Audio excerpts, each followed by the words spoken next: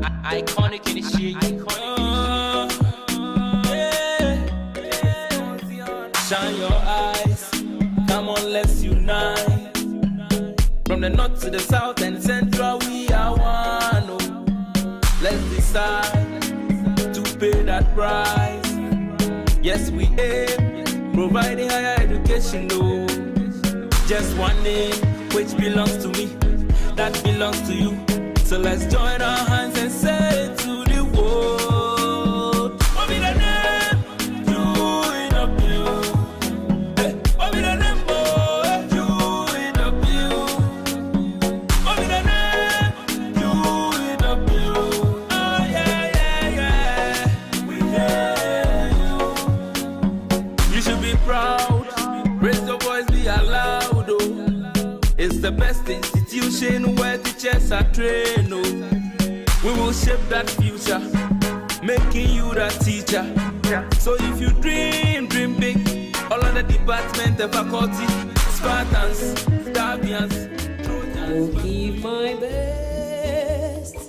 You gonna give your best. We will give our best to Uewabs. I will give my best.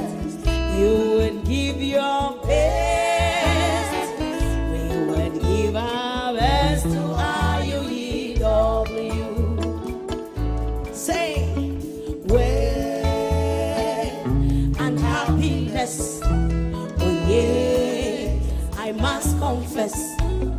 We will success for Uewabs.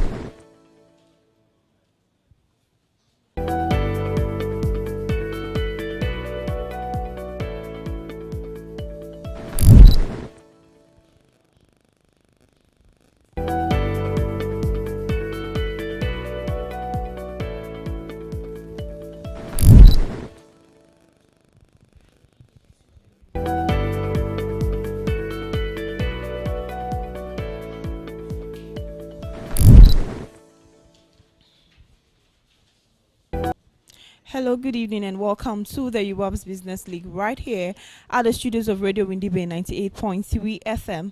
And this very contest is just the final contest of the Uewabs Business League. And instead of the normal two teams, today we have our three beautiful teams, Black Knight, Poison Pill, and White Belt in the house to contest for the enviable cup. And I've seen the cup, and the cup is so beautiful.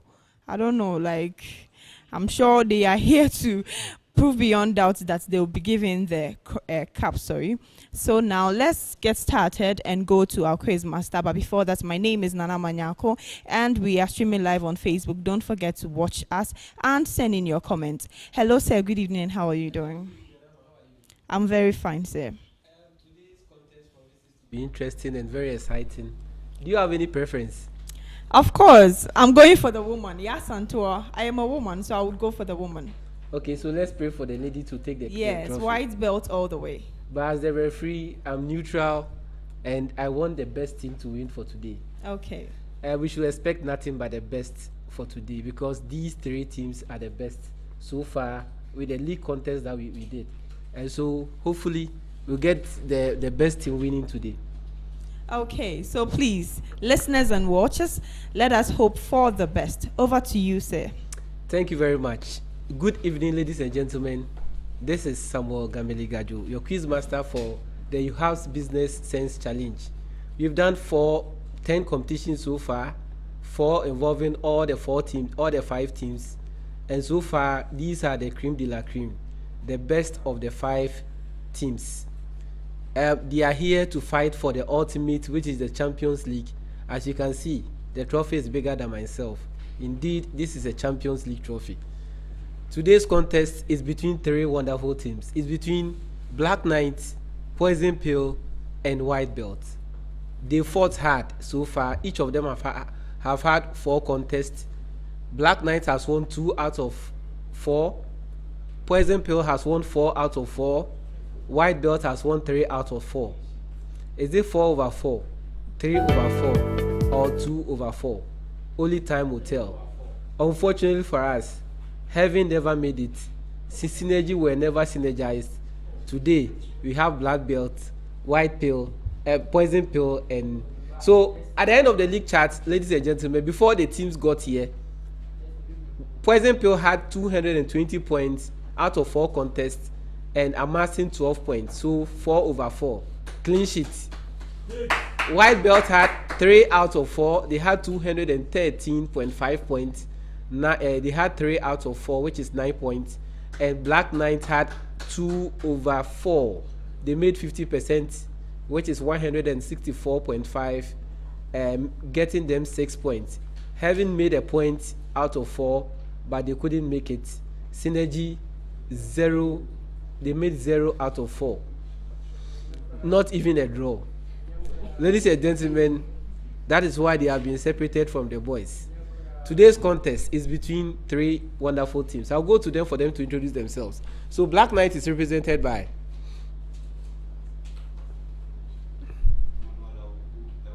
Banking and Finance.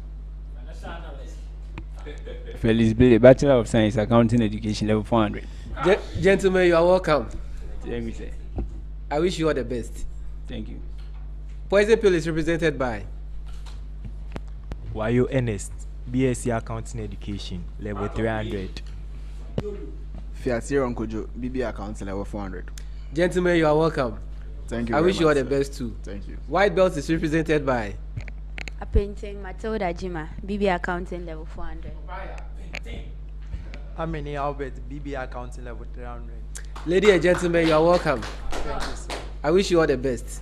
Ladies and gentlemen, our contestants have introduced themselves to us. The trophy is comfortably sitting down here.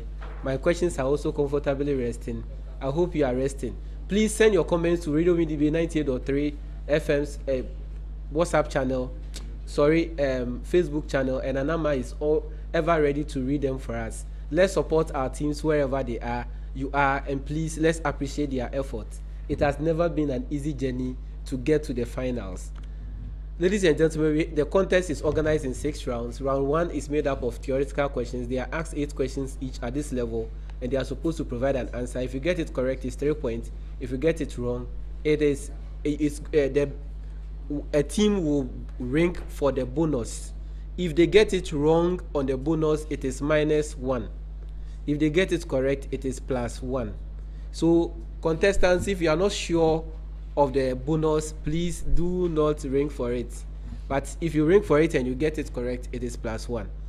Round 2 is a calculation or practical. They are free to use their calculators. Round 3 is the business case of the day, where they will be given one question. They solve as a team. At this stage, it is 15 marks. Round 4 is the business news segment, where they are asked business news across the country for the past week. And round 5 is the true or false segment, where they are given certain statements. Their objective is just to tell me whether it is true or false. Round 6 is the riddles. At this stage, we have 10 riddles for them, where it is weighted. Ladies and gentlemen, we start the contest with round 1. And I'm starting from Black Knight. Round 1. Black Knight, your major question. So this is a common preamble to all of you. The Farrington Supply Chain Enabler Model is a framework that focuses on optimizing procurement and supply chain management by integrating strategic enablers that enhances efficiency, cost effectiveness, and risk mitigation. So the Farrington Supply Chain Enabler Model is a framework that focuses on optimizing procurement and supply chain management by integrating strategic enablers that enhances efficiency, cost effectiveness, and risk mitigation. Now, Black Knight. Abraham Caesar is a cocoa producer and faces supply chain disruptions due to unpredictable rainfall patterns. Using the Farrington Supply Chain Enabler Model, how can Abraham Caesar mitigate supply chain risks caused by climate change while maintaining stable production and distribution network? Abraham Caesar, a cocoa producer, faces a supply chain disruptions due to unpredictable rainfall patterns. Using the Farrington Supply Chain Enabler Model, how can Abraham Caesar mitigate supply chain risk caused by climate change while maintaining stable production and distribution network?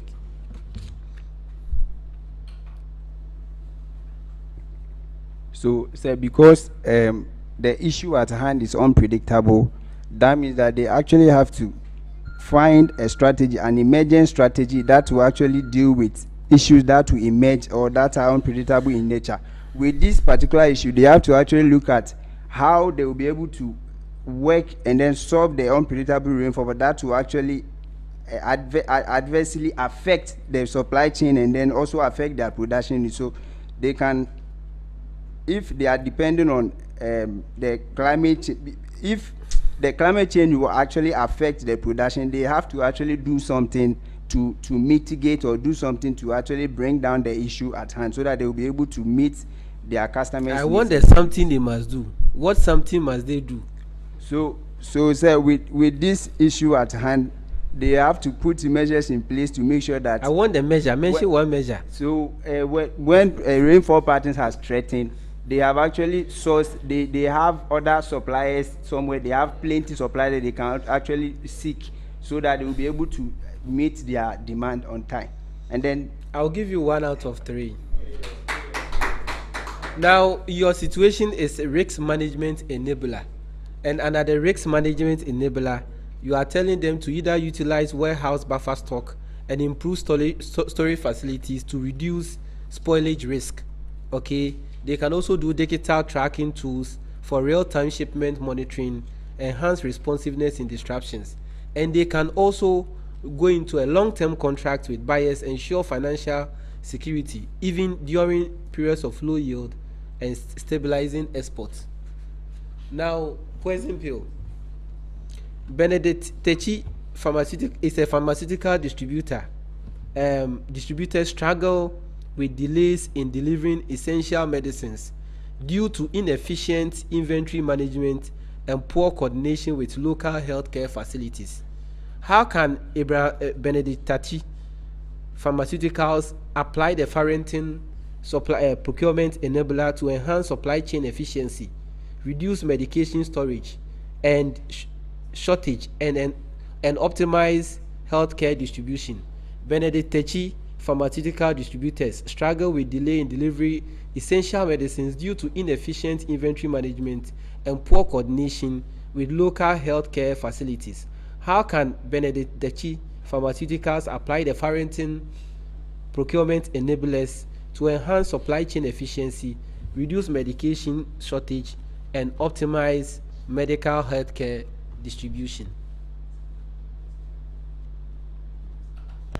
All right, so to deal with this, with the poor coordination aspect, they need to create strategic relationships with the various stakeholders in order to increase the coordination between them and also increase collaboration. And with the inefficient inventory management, they need to have a correct inventory system, a very unique inventory system that will help them to manage their inventories and help them to deliver on time. And the issues with the delays in delivery, they have to create strategic relationship with intermediaries and also transport systems in order to improve on their efficiency, so that to meet their demands in time. Yes, it's correct. So the whole issue here is supplier. According to the Farrington model, this is a supplier collaboration enabler. So all the collaborations it made mention falls under it, which is correct. White belt. Ghana heavily relies on imported rice, but global trade restrictions resulting from tariff war initiated by the US can lead to supply chain shortages, driving up prices and limiting availability of local consumers. How can Farrington's enabler model be utilized to reduce Ghana's dependency on imported rice and strengthen local agricultural supply chain? So Ghana heavily relies on imported rice, but global trade restrictions resulting from the tariff war initiated by the US can lead to supply shortages, driving up prices and limiting availability for local consumers. How can Farrington's enabler model be utilized to reduce Ghana's dependency on imported rice and strengthen local agricultural supply chains? So, with the prices going up, they can support local manufacturers by helping them with the cost, to cutting down cost of the imported goods. They can also look at alternative markets that they can get cheaper sources of goods from. Then, and also because there is a tariff on the importation of goods, we cannot rely solely on those goods that are being imported. So we can educate or equip the local manufacturers to be able to produce those goods locally. That is correct. So according to the Farrington's model, this is a local supplier engagement. So all the engagement she made mention of falls under it. The next set of question, black belt. Dr. Alassane Traoré, a financial analyst, has been summoned for a jury duty and must be absent from work for 2 weeks. His employer is concerned about completing important reports on time. Identify the type of leave Dr. Alassane Traoré is entitled to and explain its purpose and implication for both the employee and the employer. Dr. Alassane Traoré, a financial analyst, has been summoned for a jury duty and must be absent from work for 2 weeks. His employer is concerned about completing important reports on time. Identify the type of leave Dr. Alassane Traoré is entitled to and explain its purpose and implications for both the employee and the employer.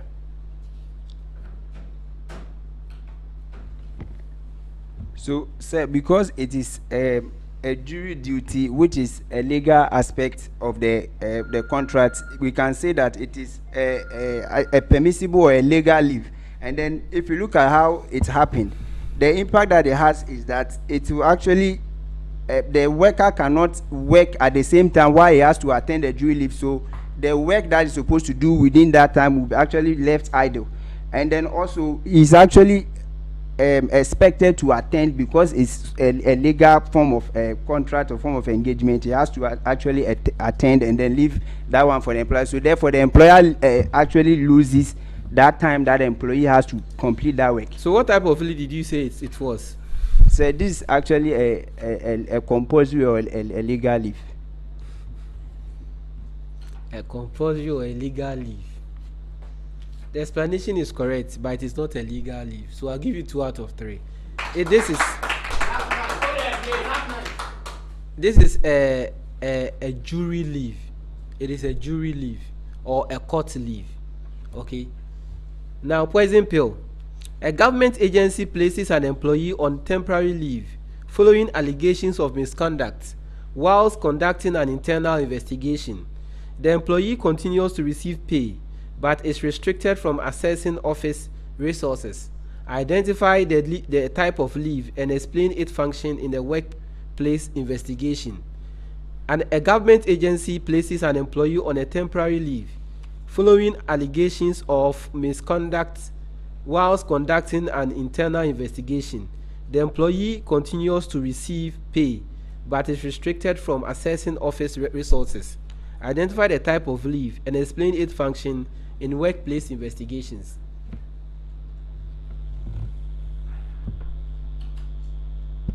All right, sir. So this this type of temporary leave would make the employee restricted to the access to their resource in their workplace, so that they can take an investigative action on this employee. So I'll say this is an investigative leave. This is an investigative leave there where the employee will stay on for some time, for a temporary or a short period of time. Then or the necessary people will look into the issue and find ways to resolve the this one. So I can say it's a investigative leave or a compliance leave or a temporary leave.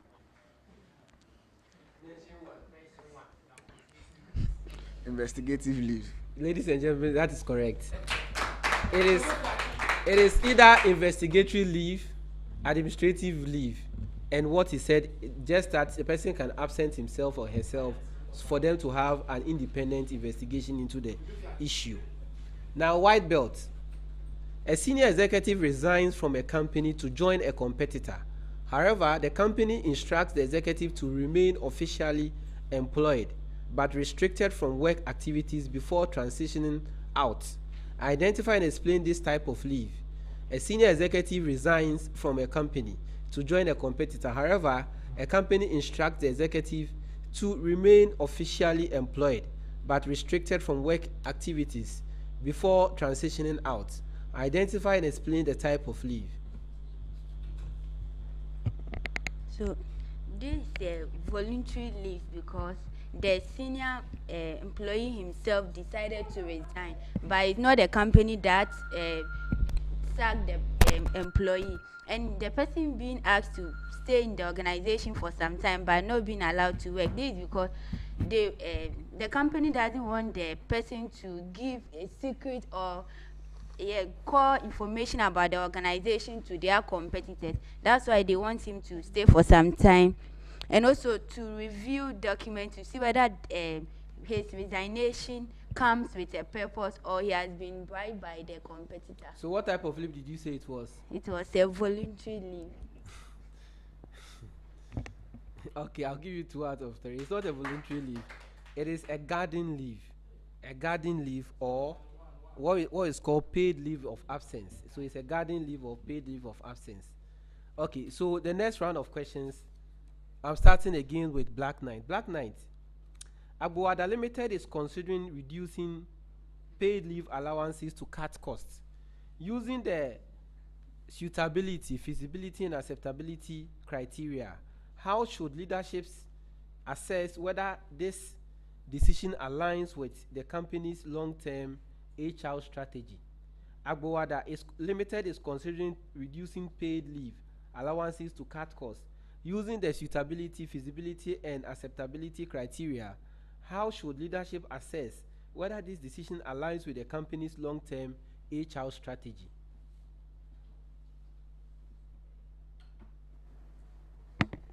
So going with the suitability, feasibility, and the acceptability criteria vis-a-vis the company's long-term goal, the company has to actually look at their goal, the objectives that they have when it comes to the human resource planning. That is actually the number of employees they want to retain and the number of employees they want to work within a period of time. Because if they guarantee the paid leave, actually sometimes it has an effect or impact on the employee by motivating them to work with the company, which will also help them to achieve their long-term planning. And then the feasibility, they have to check the cost and the benefits that it comes with. if they want to go with that plan. And then the acceptability, they have to actually look at the number of they have to actually check it against their goals or their mission, and then look at how the board will accept or not before they will be able to implement such policy. I'll give you 1 out of 3. I was expecting you to say leadership must evaluate the suitability by determining if the cost cutting aligns with the business goals and employee well-being. That is what I was expecting you to say. Then you can now go ahead to explain. But you mentioned all the 3 in one, so I'll give you 1 out of 3. Now, your major question: poison pill. Bismarck Ampon is considering 6 months of paid parental leave to support employees' well-being. Using the suitability, feasibility, and acceptability criteria, how should leadership assess whether this policy is within budget and operational limits? Bismarck Ampon is considering 6 months of paid parental leave to support employee well-being. Using the suitability, feasibility, and acceptability criteria, how should leadership assess whether this policy is within the budget and operational limits? All right, so with this, using the suitability, the acceptability, and feasibility, which is the SAF model, you first look at the suitability, looking at the 6 months parental leave, whether it is aligned or it is in line with the goals and the goals and objectives of the organization, and also the goals of the organization and the goals that they intend to achieve with budgets and operation. Then also look at acceptability, how the organization or how the board will accept this policy, the level of acceptability and the level of way people that the level of non-acceptability to you have to assess, and you will make the decision. And the feasibility, whether this 6 months parental leave would be attainable or is realistic to implement. So that's with the feasibility. Also 1 out of 3. Bye. So yours to see in terms of looking at it whether it is within budget and operational limits. The SAF model, what you are looking out for is the feasibility. So it is the feasibility. If it is within, because it has to do with cost cutting, or it has to do with considering 6 months leave, so much more, the company will incur more costs. So looking at the budget, looking at the operational limit, is it feasible? So it is a feasible aspect that you use for your discussion. White belt. Fiadufe success, therefore, introduces mandatory unpaid leave during economic downturn. Using the suitability, feasibility, and acceptability criteria, how should management assess whether this strategy can be taken by employees, investors, and industry regulators? Fiadufe success, therefore, introduces mandatory unpaid leave during economic downturn. Using the suitability, feasibility, and acceptability criteria, how should management assess whether this strategy would be taken by employees, investors, and industry regulators? Using the SFA, we will look at acceptability. So with the unpaid leave during economic crisis, you look at whether the employees are willing to accept, whether it is acceptable, or the stakeholders are willing to accept that policy of unpaid leaves. That is correct. Go there. The next round of questions, I'm starting with poison pill.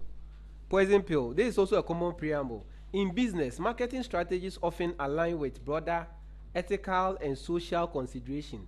Concepts like consumerism, green marketing, and societal marketing help companies navigate customer needs, sustainability, and social responsibility whilst maintaining profitability. Poison pill. Nanama Limited faces backlash for misleading advertisements about the health benefits of its products. Using the consumerism principle, how should the company address customer concerns and regain trust? Nanama Limited faces backlash for misleading advertisements about health benefits of its products. Using the consumerism principle, how should the company address customer concerns and regain trust?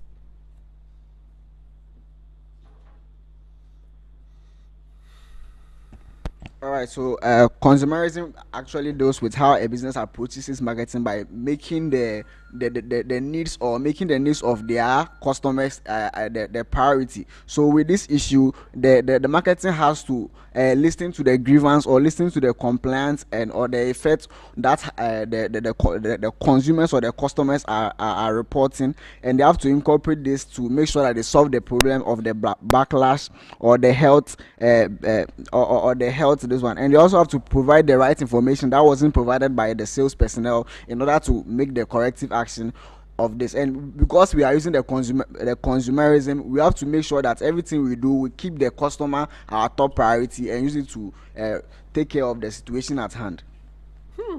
Hey, Jai.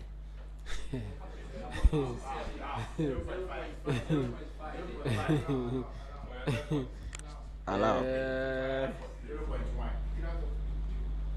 So I'll give you 1 out of 3.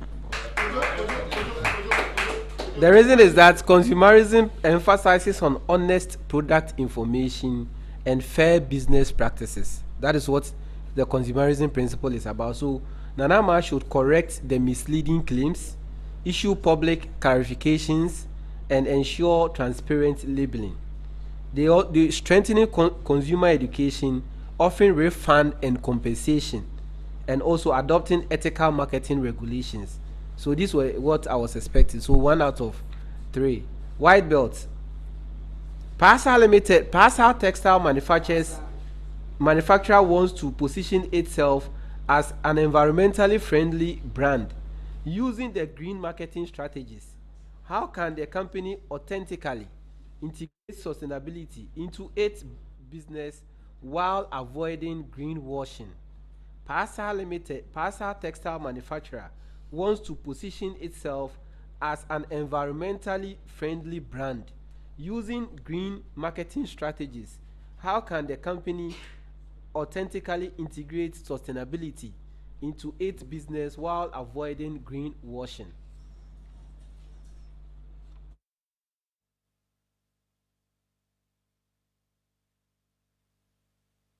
So pastor has to consider that the marketing or the business that they are going into, it will not have any negative impact on the environment.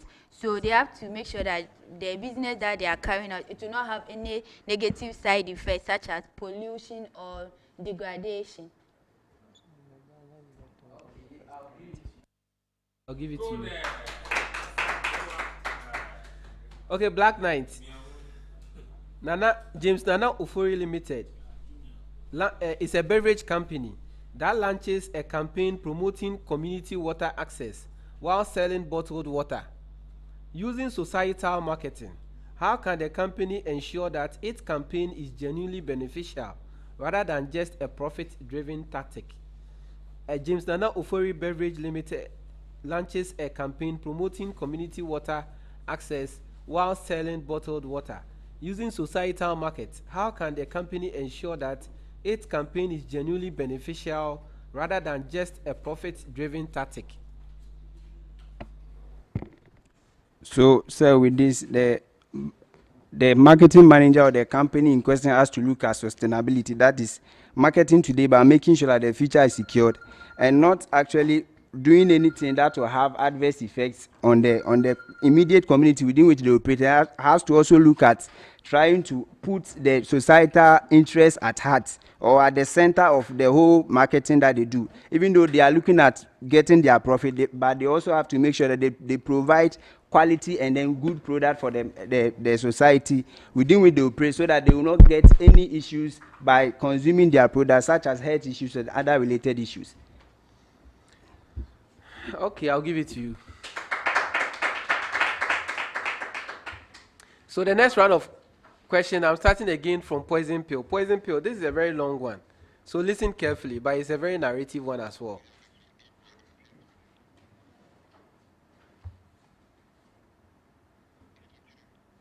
Okay. So your major question. Thomas TMT is a cargo driving agent of Oforiwa, a trader. Thomas TMT loaded a truck of yam from Kuntunde to deliver to Oforiwa in Accra. In the course of the journey, at Bataku Township, a curfew was imposed as a result of a chieftaincy issue in the traditional area. He tried to communicate with Oforiwa, but he was unable to do so due to network challenges. Thomas found it useful to offload the cargo of yam and dispose it by sale. He accounted for the sale, but Oforiwa became furious. You are required to advise Oforiwa on this issue. Thomas TMT is a cargo driving agent of Oforiwa, a trader. Thomas TMT loaded a truck of yam from Kuntunde to deliver to Oforiwa in Accra. In the course of the journey and at Bataku Township, a curfew was imposed as a result of a chieftaincy dispute in the traditional area. He tried to communicate with Oforiwa, but he was unable to do so due to network challenges. Thomas found it useful to offload the cargo of yam and dispose it. He accounted for the sale, but Oforiwa became furious. Advise Oforiwa on this issue. All right, so because the cargo has been the transportation source for Oforiwa, which means that they have had period of relationship already. So cargo transporting the Ofori goods to Oforiwa, and he incurred issues that was beyond his control. So acting as to necessity, he is mandated, or he can sell or do an action that would favor Oforiwa. So the cargo selling the product at the market price and accounting it for Oforiwa. So I advise Oforiwa that the action that cargo took is a necessity. So it's a right action that the cargo company, the cargo driver did. That is correct. This is an agency of necessity or operation of law. So it is correct. Your major question, white belt. As part of the arrangement in the home of Simon Alija, the husband agreed to pay the school fees of the children. The wife decided to use part of her earnings to manage the household chores, including provision of food. The wife had observed for some time that the husband had not performed his side of the obligation, leading to arrears of school fees. She has therefore chosen to sue the husband in the court of law to compel her husband to perform his duty. Advise her. As part of the arrangement in the home of Simon Alija, the husband agreed to pay the school fees of the children. The wife decided to use part of her fees, her earnings, to manage the household chores, including provision of food. The wife had observed that for some time, the husband had not performed his side of the duty, his side of the obligation, leading to arrears of school fees. She has therefore chosen to sue the husband in the court of law to compel him to perform his duty.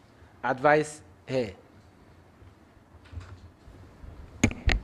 So the wife cannot succeed to sue the husband because this is a contract that involves domestic agreement.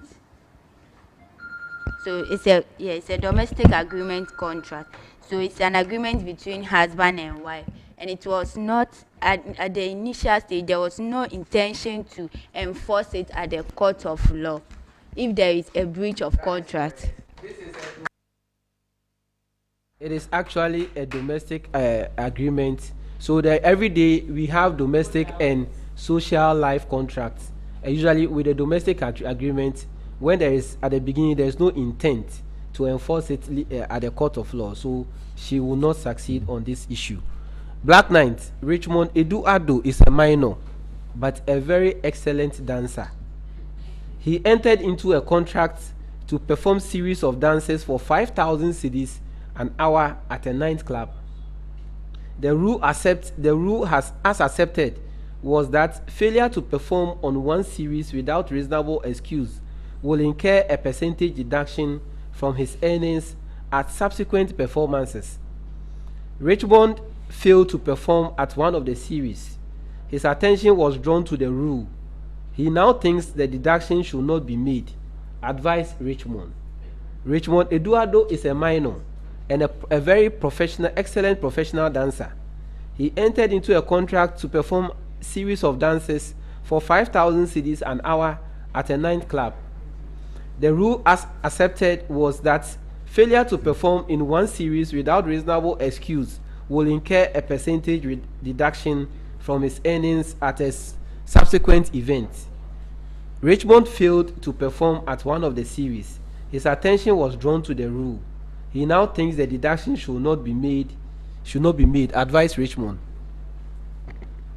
Okay, so yes, even though it was agreed between Richmond and then the company that he should perform all the dances according to their terms, but since Richmond is a minor who actually does not qualify to enter into a contract agreement with other people, Richmond can actually enforce or say that yes, they shouldn't deduct that amount of money that they have instituted in their agreement, because Richmond is a minor, which one of the lunatics doesn't shouldn't be considered when it comes to a contract of that. This.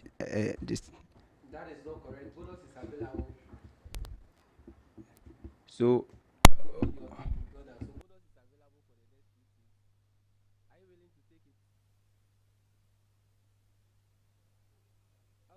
You've also been bailed out. So the issue is that this scenario refers to a minor who has entered into a contract. This scenario refers to a minor who has entered into a contract of beneficial service or apprenticeship contract. Even though he's a minor, so far as he's entered into a contract with a beneficial service and has agreed on it, it's a benefit going to him. So on this case, the deduction is allowable and should be done. Okay, so even though he's a minor, he can still enter into a beneficial contract. Now the next set of questions. Now I'm starting with white belt. No, still with poison pill. Poison pill. Listen carefully. Gidimajo Limited has noticed a gradual decline in employee productivity since implementing a remote work. As the lead researcher on the project, what would be your most likely research topic and derive the null hypothesis from this scenario? Gidimajo Limited has noticed a gradual decline in employee productivity since implementing a remote work. As a lead research on a project, you are to tell me the likely research topic and develop a null hypothesis.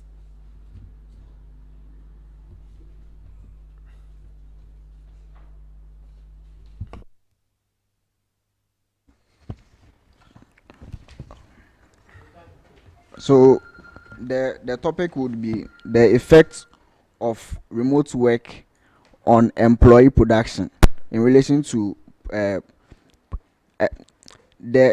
my topic would be the effect of remote work on employee productivity, and my now hypothesis is working from home reduces productivity. Okay, let me come with an alternative. So the research topic would be the effect of remote work on employee productivity, and my now hypothesis is that remote work does not have any impact on employee productivity. I'll give you 2 out of 3. No, the reason why I'm giving you 2 out of 3 is because I was emphatic on Gidimajo Limited. And so I was expecting you to say, after what you have said, the case of Gidimajo Limited, so that it's a case study topic. But the null hypothesis, I will take it. White belt. A group of small business owners in Ghana report mixed successes with digital marketing strategy. As a researcher, develop a relevant research topic and what will be the null hypothesis. A group of small business owners in Ghana report mixed success with digital marketing strategies. As a researcher, develop a relevant research topic and what will be the null hypothesis.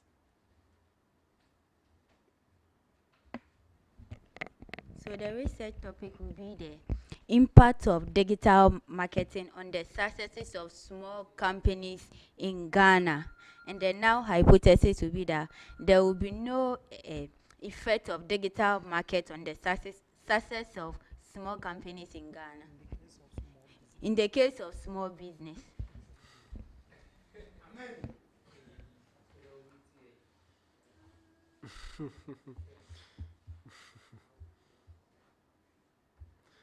I also give you 2 out of 3. I also give you 2 out of 3. The reason I'm giving you 2 out of 3 is that I said a group of small business owners have reported mixed successes with digital marketing strategy. So you don't look at an impact, you assess or evaluate digital marketing strategies on small and medium scale growth in Ghana. Now, Black Knight, after a comprehensive literature review, Ellie Kenny identifies individual struggles with financial planning and investment decisions due to a lack of financial knowledge. What would be an appropriate research topic and what would be its corresponding null hypothesis? After a comprehensive literature review, Elia Kenny identifies that individuals struggle with financial planning and investment decisions due to lack of financial knowledge. What would be an appropriate research topic and what would be the null hypothesis?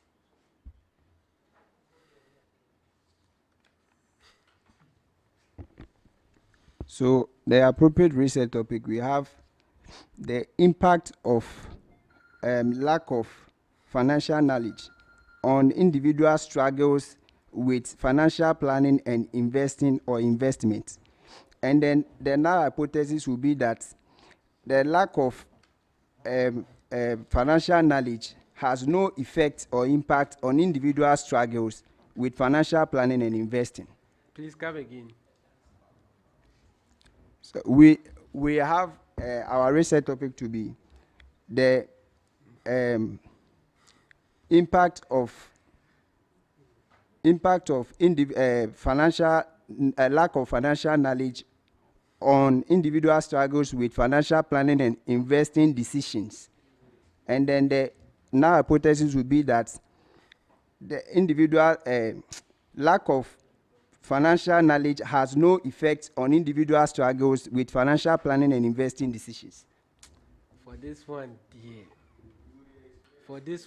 dear, I will not give you any mark. Any bonus is available. I'm not giving you anything because the impact of the lack of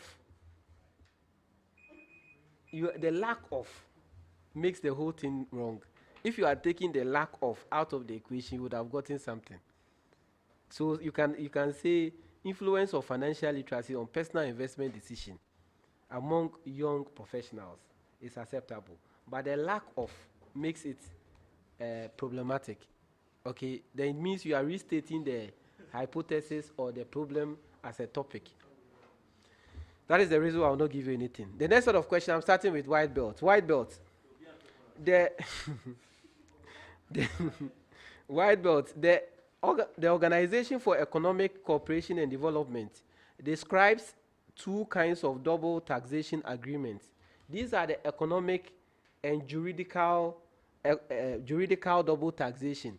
You are to explain economic double taxation and juridical double taxation. So with the economic double taxation, this is where a person's income is being taxed twice. So if the income from different economic jurisdictions are being taxed, so the income from either employment or business or investment are being taxed twice. But with the jurisdiction, it has to do with when your income is being taxed in, let's say, Ghana, it's also being taxed in America. Okay. Okay, I will accept that.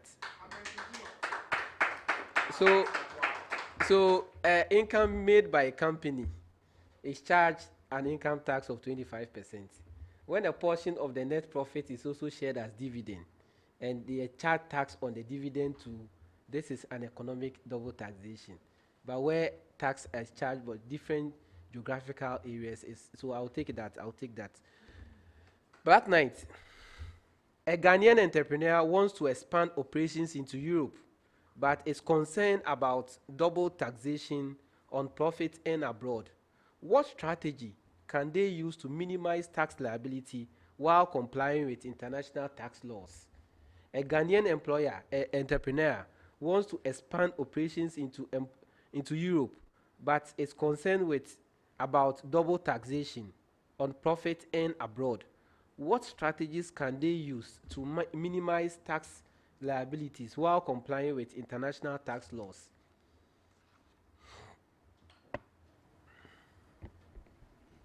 So for them to comply with the international tax laws, they actually don't have to evade, but they have to try an avoidance strategies. They can look at transfer pricing, where the company in the domestic jurisdiction or the country will actually sometimes they use transfer pricing to send most of their their goods to the other subsidiary or other company in Europe or abroad, to make sure that the tax liabilities will come down.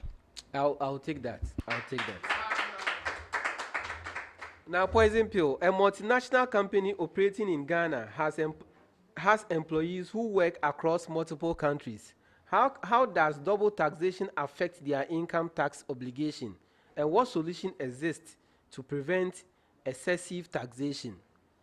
A multinational company operating in Ghana has employees who work across multiple countries.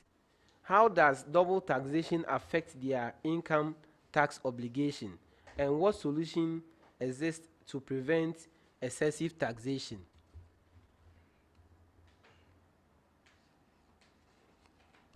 All right, so a multinational company having multiple employees in different countries are affected by double taxation, where the income of the national company is taxed, and also the employees in also different countries are also taxed on their employment income. So this one, the multinational national company can do a double taxation agreement with the country which it has employees, in order to ensure that their taxes are not taxed 2 times. And also they can also look at income splitting, where they spread their income across board to reduce their tax liability. Okay, I'll give you. So we have tax residency planning as an alternative, double taxation claim or double taxation exemption agreement. We have tax equalization benefits and so on. Now the last set of questions for the round, all too soon, 8 questions are gone. The last set of questions, white belt. A company wants to optimize expense and ensure every cost is justified using the zero-based budgeting. How should management approach financial planning to avoid unnecessary expenditures? A company wants to optimize expenses and ensure every cost is justified using the zero-based budgeting. How should management approach financial planning to avoid unnecessary expenditure? Using the zero-based budgeting, the company has to make sure that all the expenses that are being put into the budget, they are being justified. So you don't base on previous years to prepare the budget. You start the budget at scratch. So you justify why those expenses should be placed in the budget. Then to help company to avoid unnecessary expenses, since every expenditure that is being placed there has reasons, and they comply with the necessary. That is correct. That is correct. Black belt. A business increases its annual budget by adding a percentage of last year's figures using the incremental budgeting. How can the company balance operational stability with opportunities for expansion and innovation? A business increases its annual budget by adding a percentage to last year's figures using incremental budgeting. How can the company balance operational stability with opportunities for expansion and innovation? So with the the incremental, they have to base on the old one and then increase it. But if they want to actually look at opportunity for expansion and innovation, they have to look at the performance of these projects that have been actually started in the previous year, look at trend analysis, track their timeline, and look at how they perform towards the organizational goals, and then also check the one that is very pressing and the one that's actually is in line with the organizational strategic goal before they actually include those ones in their odds, in their budget, and they implement them. I'll take that one. Poison pill. And the last question for the round. A company is launching a new product and wants a budget based on projected customer demand using the activity-based costing budgets. Activity-based budgeting. How can management ensure accurate financial planning and cost control? A company is launching a new product and wants to budget based on projected customer demand using activity-based budgeting. How can management ensure accurate financial planning and cost control? All right, so with this, they are using the activity-based budgeting approach. So they are launching a new product and they are trying to use the projected demands that would to estimate to make their budget. So with this, they will look at the relevant activities that they would perform in producing the products and helping them to meet the projected demands, and use this to as a means of preparing their budgets. Okay, I'll take that one as well. Ladies and gentlemen, this is the end of round one. At the end of round one, the scores are yet to come. But before the scores come, these are your questions. Gentlemen in the house, gentlemen watching me. Ghana is a major cocoa producer but struggles with labor shortages. Okay? At the comment section, you have to tell me, using the Potter's Diamond, how can policymakers ensure factor conditions to improve global competitiveness? So Ghana is a major cocoa producer but struggles with labor shortages and outdated farming techniques. Using Potter's Diamond, how can policymakers ensure factor conditions can improve to improve global competitiveness? You are still watching us live on our Facebook page on Radio Windy Bay 98.3 FM.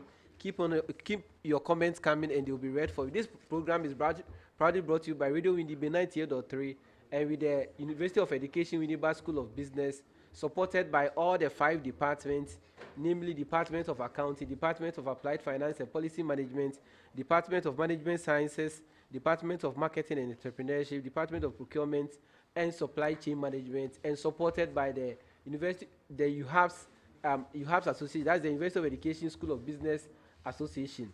This is the Uewabs League Challenge. This is the grand finale. You can see the trophy. It's bigger than myself. It's been labeled winners of the Uewabs Champions League 2025.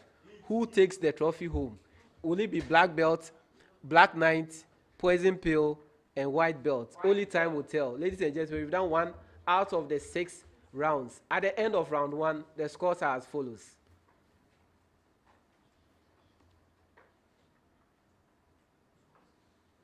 So, ladies and gentlemen, at the end of round 1, Black Knight had 13 points, Poison Pill had 19 points, White Belt had 22 points.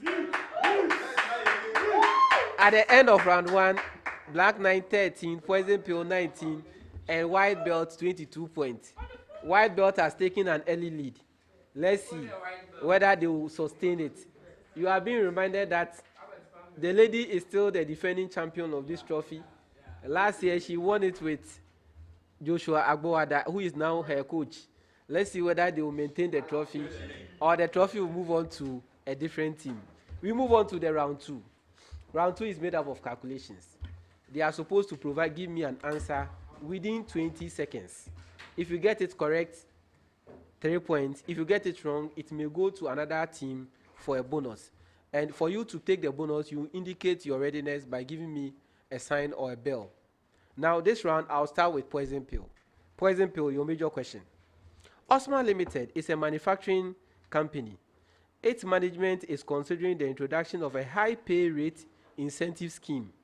During one of such production periods, record shows that if employee makes 100 units in a 40-hour per week,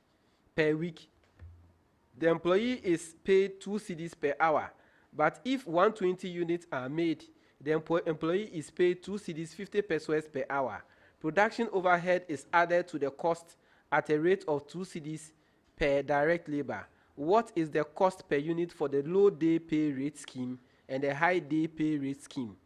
Osman Limited is a manufacturing company, and its management is considering the introduction of a high day pay incentive scheme. During one of such production periods, records show that if an employee makes 100 units in a 40-hour per week, the employee is paid 2 cedis per hour. But if 120 units are made, the employee is paid 2 cedis 50 pesos per hour. Production overhead is added to the cost at a rate of 2 cedis per direct labor hour. What is the cost per unit for the low day pay scheme and the high day rate scheme?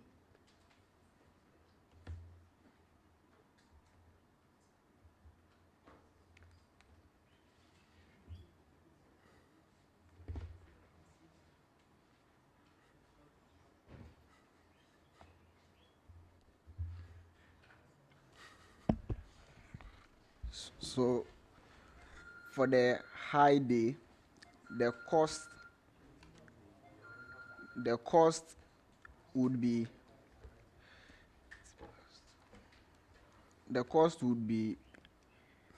0.625, and for the low day rates, the cost would be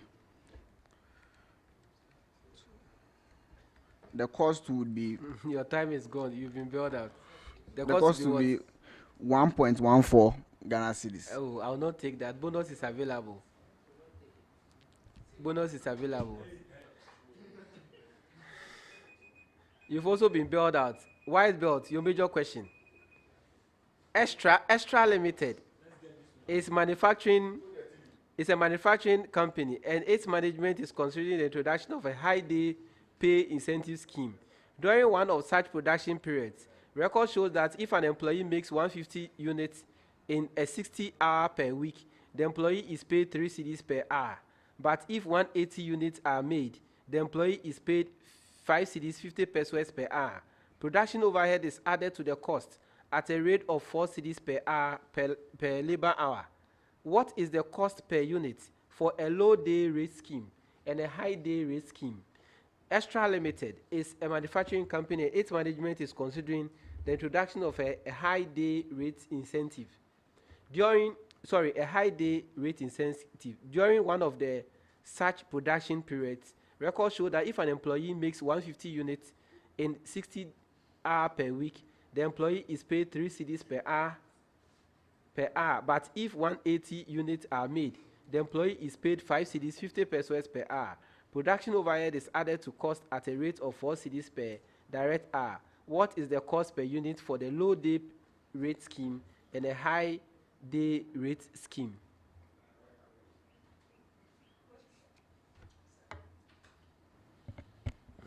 For the low day rate scheme, we have 27,240, and for the high day rate scheme, we have 5685. No, you have a different. You have a bonus. So for the low day rate scheme, we have 180, and for the high day rate scheme, we have 330. I will not consider. A bonus is available.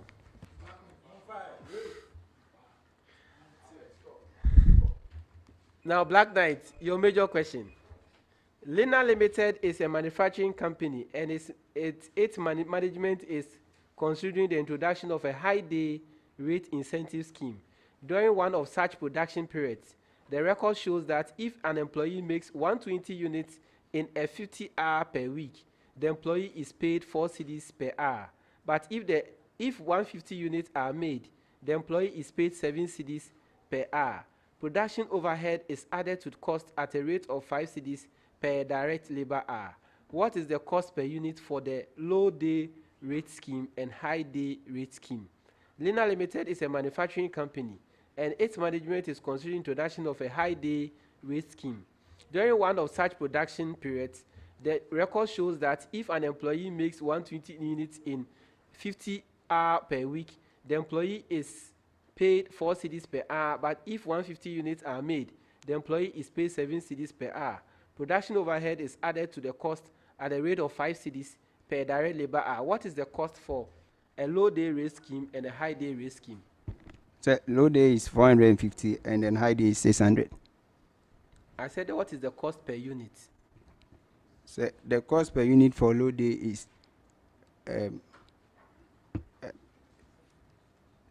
is 3.75 Ghana cedis, and then the high day cost per unit is 4 cedis. That is correct.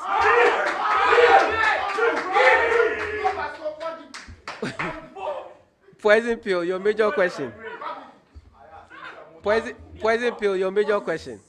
A company records quarterly sales figures as follows. The first quarter is 130 million cedis. Second quarter, 140 million cedis. Third quarter, 155 million cedis. And the fourth quarter, 155 million cedis. Calculate the 3-quarter moving average and compute the seasonal index for the third quarter and explain your answer.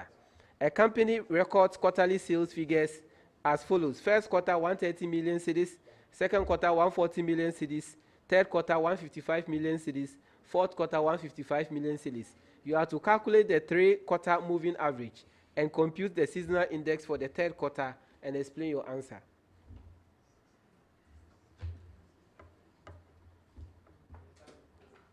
So the third year moving average would be 141.67 million, and the seasonal variation is the seasonal index is 1.67, and the interpretation is that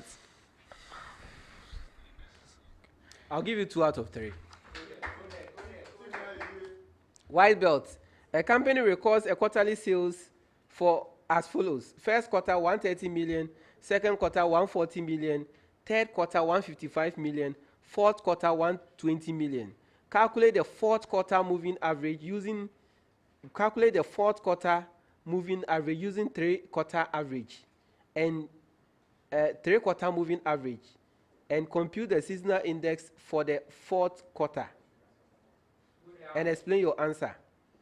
So a company records a quarterly sales as follows. First quarter, 130 million. Second quarter, 140 million. Third quarter, 155 million. And the fourth quarter, 120 million. Using a 3-quarter moving average, compute the 3-quarter moving average and then calculate the seasonal index for the fourth quarter and explain your answer. So the 3-quarter moving average is 141.67 million, and the seasonal index is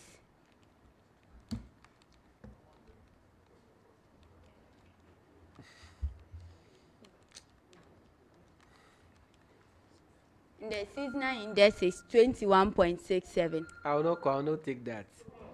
Unfortunately, you've been billed that bonus is available. Okay, they didn't take that one as well. Black Knight, your major question. A company's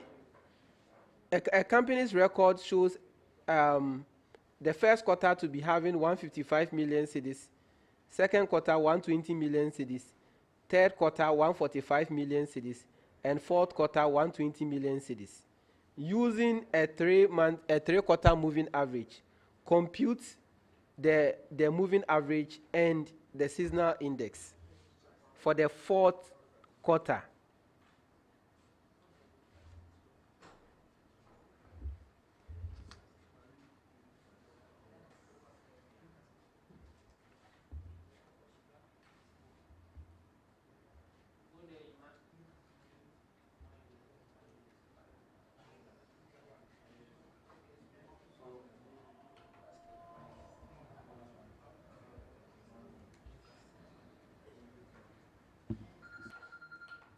We have 77.77 million for the moving average. And the seasonal index is how much? 0.28. No, that will not give you that one. Yes, a bonus is available.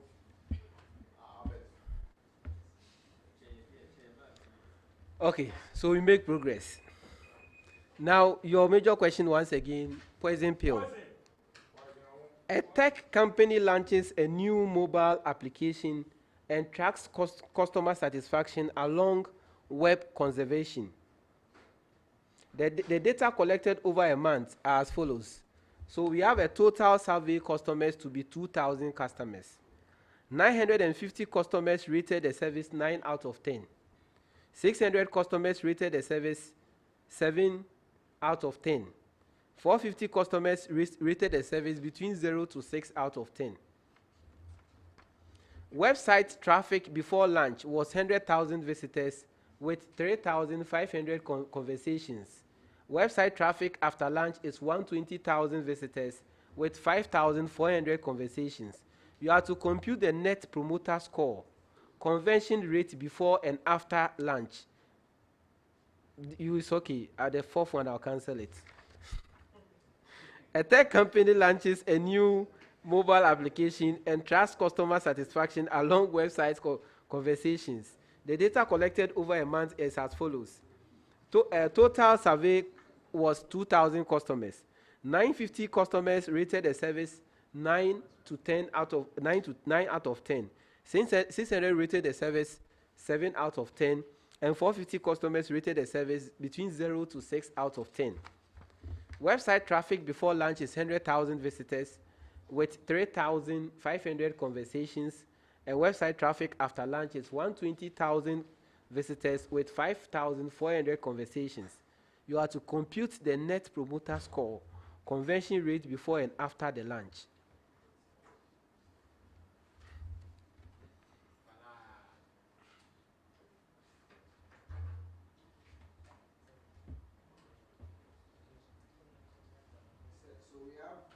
A net promoter score of 1,100, and we have the conversion rate before to be 3.5. Then we have the conversion rate after to be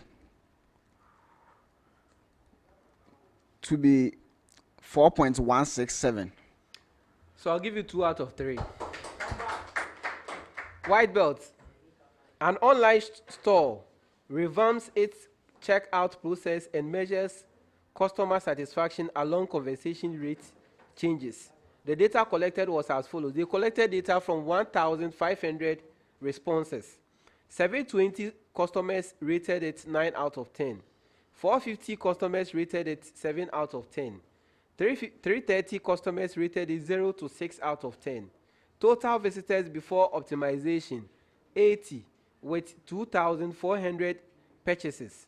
Total visitors after optimization, 95,000, with 3,600 purchases. You are to compute the net promoter score, conversation rate before and after optimization, and percentage increase in conversation. Sorry, let's cancel the percentage increase. An online store revamps its checkout process and ensure customer satisfaction along conversation rate changes. The data collected were from 1,500 total responses. 720 customers rated checkout 9 out of 10. 450 customers rated 7 out of 10. 330 customers rated it 0 to 6 out of 10. Total visitors before optimization, 80,000 with 2,400 purchases. Total visitors after optimization, 95,000 with 3,600 purchases.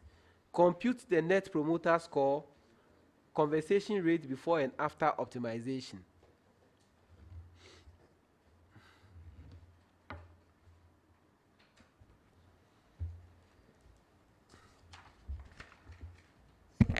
The conversation rate before optimization is 3%, then after is 3.78%, and the net promoter score is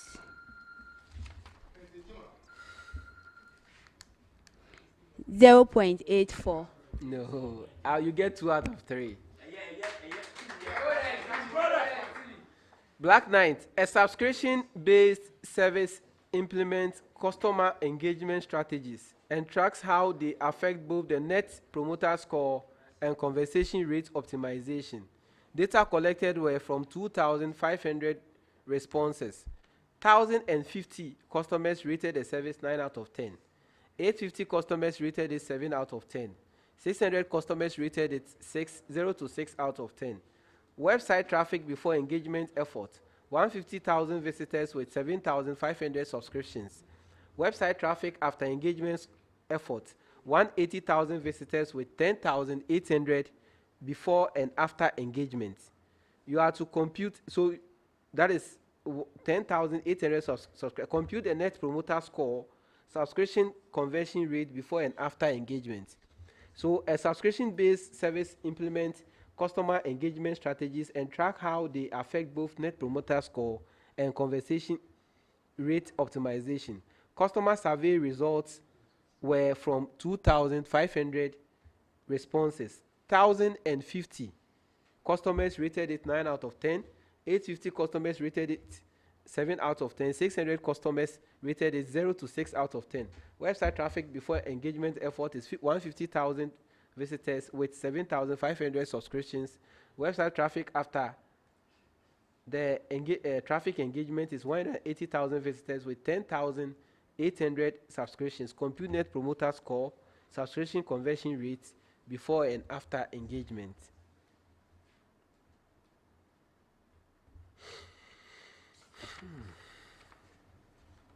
So net promoter score is 0.8.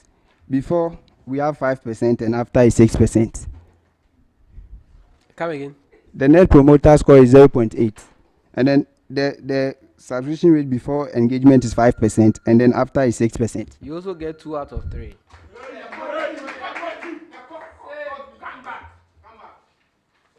Now, the next set of questions. I'm starting with white belt. White belt. An e-commerce website runs an online advertisement campaign and collects the following data. Total ad impression, 250,000. Total ad clicks, 12,500. Total websites from ad, 10,000. Total visitors who left after one page, 3,500. Total ad spends, 20,000 cedis. Total revenue generated from the advertisement campaign, 80,000 cedis. Compute the bounce rate, click-through rate, and the return on ad spend. An e-commerce website runs an online advertisement campaign and collects the following data. Total advertisement impression, 250,000. Total advertisement clicks, 12,500. Total website visit from advertisement, 10,000. Total websites who left after one page is 3,500. Total advertisement spend, 20,000 cedis. Total revenue generated from advertisement campaign, 80,000 cedis. Compute the bounce rate, click-through rate, and the return on advertisement spend.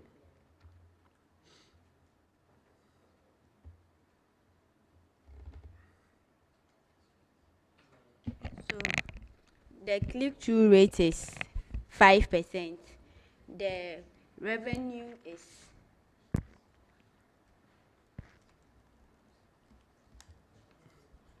24%, and the bounce rate is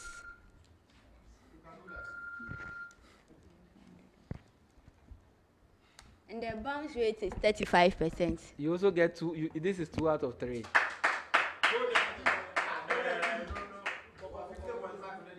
Black Knight. A company runs a paid promotion on social media platform and collects the following data. Total advertisement impressions, 500,000. Total advertisement click, 15,000. Total user landing on the website, 13,500. Total visitors who left without interacting, 4,500. Total advertising budget, 50,000 cedis. Total revenue generated from the campaign, 125,000 cedis. Compute the bounce rate, click-through rate, return on advertisement spend. A company runs a paid promotion on social media platforms and collects the following data. Total advertisement impressions, 500,000. Total advertisement click, 15,000. Total users landing on the website, 13,500. Total visitors who left without interacting, 4,500. Total advertising budget, 50,000. Total revenue generated from the campaign, 125,000. Compute the bounce rate, click-through rate, and the return on advertisement spend, or what is called ROAS.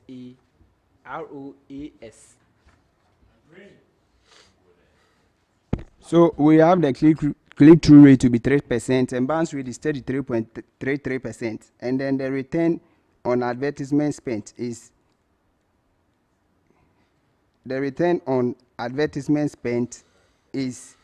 150%. I'll give you 2 out of 3. Poison pill.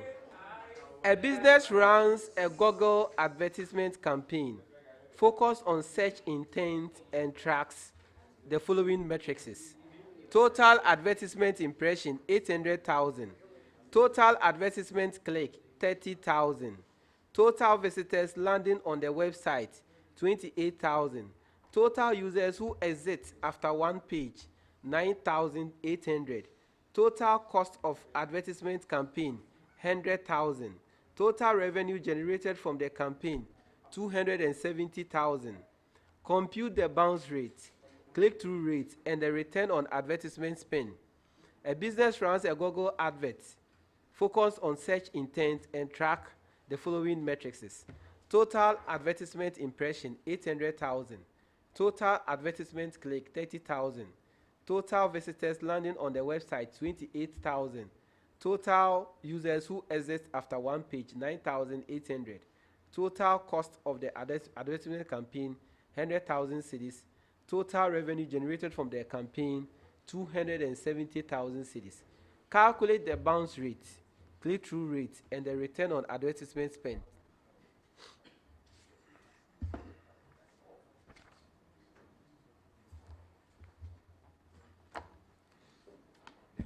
The impressions are much. It's all right. So we have the click-through rates to be 3.75.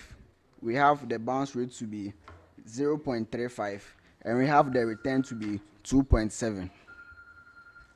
That is correct.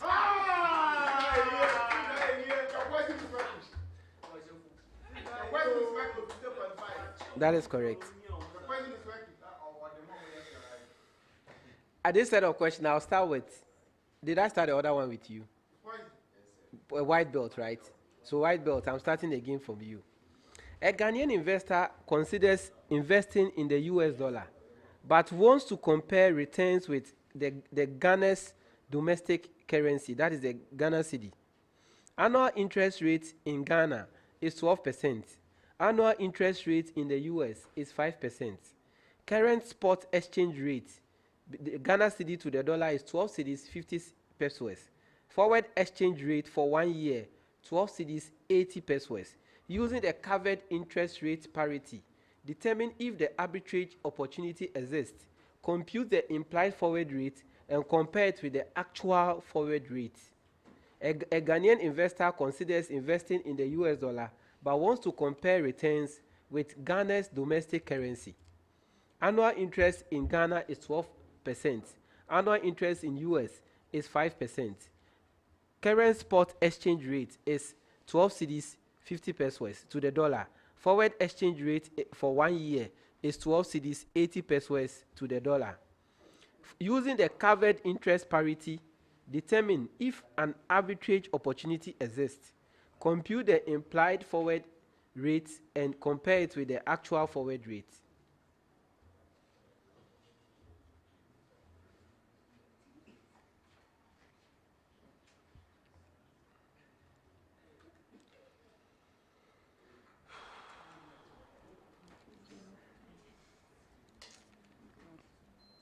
So we have the implied forward rate to be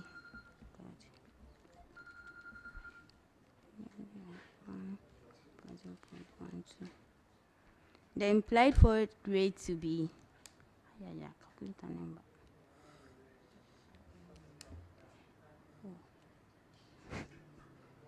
To be 1.35, and the actual to be,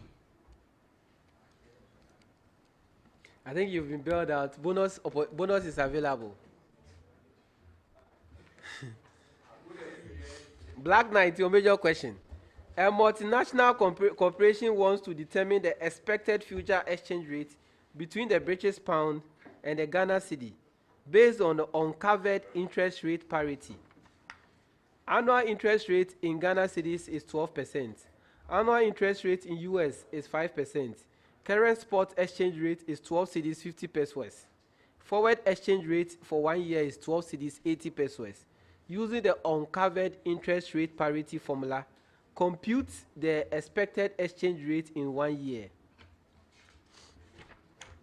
A multinational corporation wants to determine the expected future exchange rate between British pounds and the Ghana cedis based on an uncovered interest rate parity. Annual interest rate in Ghana is 12%. Annual interest rate in US is 5%. Current spot exchange rate is 12 cedis 50 pesos. Forward exchange rate is for 1 year is 12 cedis 50 pesos. Using the uncovered interest rate parity formula, compute the exchange rate in 1 year. That will be 2.176. No, please. Another opportunity.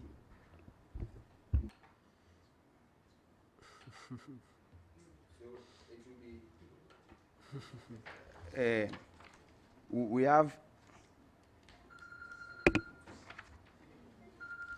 So it's 12.76. no, please. I will not take that one. Bonus is available. Oh, today you are not taking my bonuses. What is wrong? Today I am Father UEW. I'm giving bonuses and they are not taking them. Poison pill, your major question.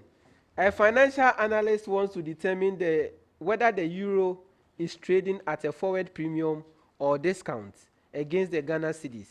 Annual interest rate in Ghana cedis is 10%. In Ghana is 10%. Annual interest rate in the Eurozone is 4%. Spot exchange rate for the Ghana cedi to the euro is 14 cedis 50 pesos. And the forward exchange rate for 1 year is 15 cedis 30 pesos. You are expected to calculate the expected forward rate based on the interest rate parity and determine if the euro is at a premium or discount relative to the actual forward rate. A financial analyst wants to determine whether the euro is trading at a forward premium or discount against the cedi. Annual interest rate in Ghana cedis is 10%. Annual interest rate in the Eurozone is 4%. Spot exchange rate is 14 cedis 50 pesos. Forward exchange rate is for a year is 15 cedis 30 pesos. Compute the expected forward rate based on interest rate parity and determine if the euro is at a premium or discount relative to actual forward rates. All right, sir. So it will be trading at 15.95 and it's at a premium.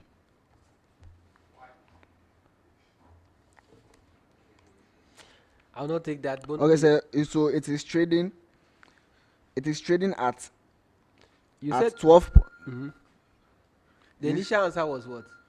15 and it was at a premium. Okay. And now you are saying it's trading at 12.5 and it's at a discount. I'll not give this one to you.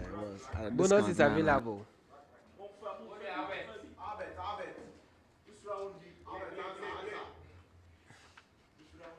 Okay. They didn't get that one too. The next round, you have another opportunity to redeem yourself. White belt again.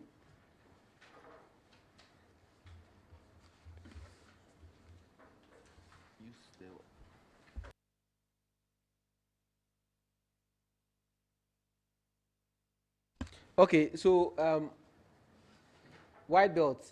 I started the other round with you, right? So again, the last set of questions starting with you. White belt. An auditor selects a sample of 300 invoices from a company with a total of 12,000 invoices. The auditor identifies 15 errors in the sample. Additionally, the auditor reviews accounts receivable and estimates misstatement as follows. The first stratum was 150 accounts. The average misstatement is 800 cedis. The second stratum is 120 accounts. Average misstatement is 1,500 cedis. And the third stratum is 80 accounts. Average misstatement is 3,200 cedis. The auditor projects that the company has an inherent risk of 50% and control risk of 40%. You are to compute the expected error rate, projected misstatement, and detection risk. An auditor selects a sample of 300 invoices from a company with a total of 12,500 invoices. The auditor identifies 15 errors in the sample. Additionally, the auditor reviews account receivable and estimates misstatements as follows. The first stratum 150 account, average misstatement 800 cedis. Second stratum 120 account, average misstatement 1,500 cedis. Third stratum 80 account, average misstatement 3,200 cedis. The auditor projects the company to have an inherent risk of 50%, control risk of 40%, compute the expected error rate, projected misstatement, and detection risk.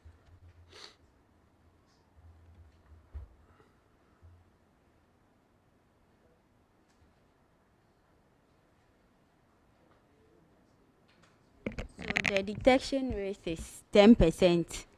The projected error rate is 45%. And No, you didn't get any of them correct. Bonus is available.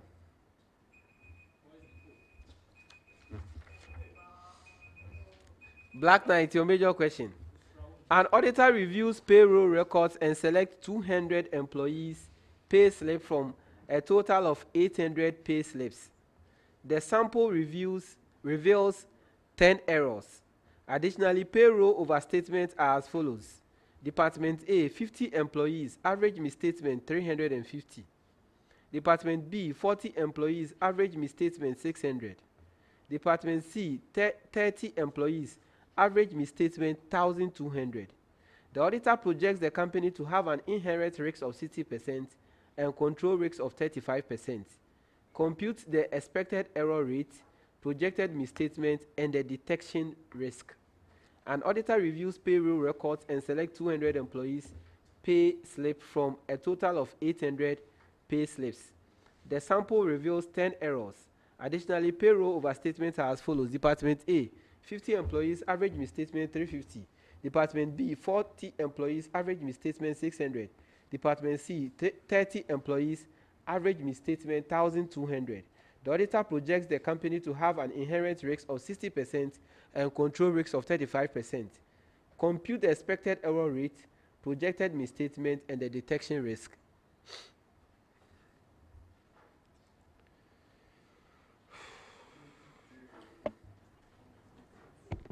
So the expected error rate is 5%. And then the projected misstatement is 5.58% approximately. And then the detection risk is 25%. You get 1 out of 3. For example, an auditor examines inventory valuation using the first in, first out, but suspects misstatement from improper record keeping. The auditor selects 250 inventory items from a total of 10,000 items, identifying 20 errors.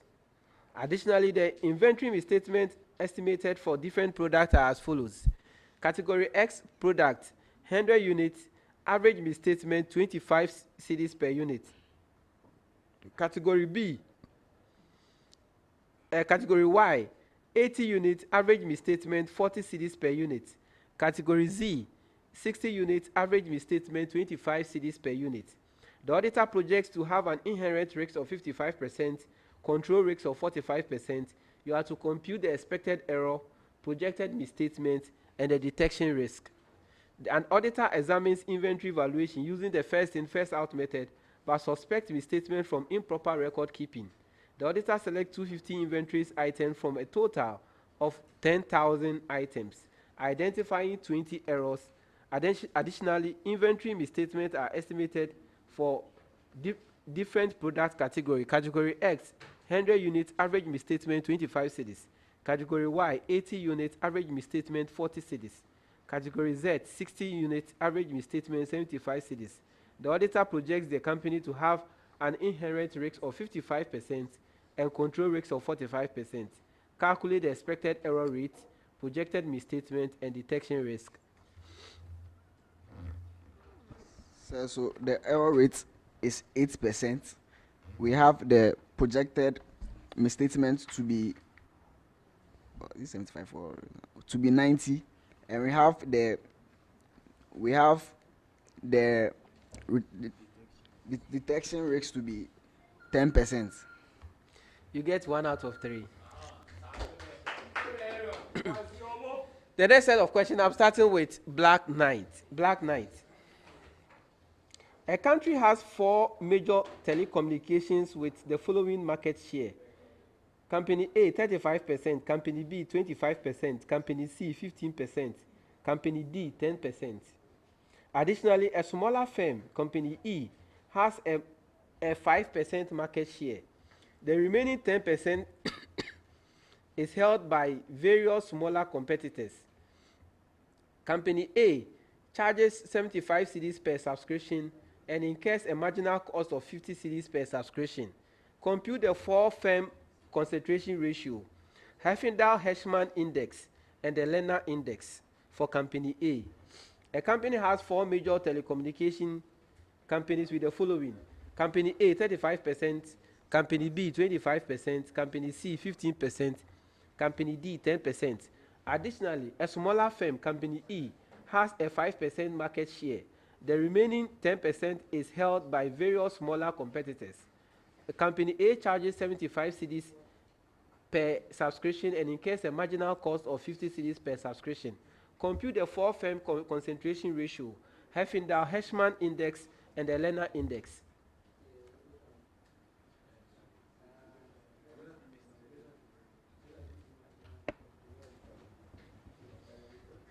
The 4-firm concentration ratio is 85%. The Herfindahl-Hirschman index is 1.25%, and then the Lerner index is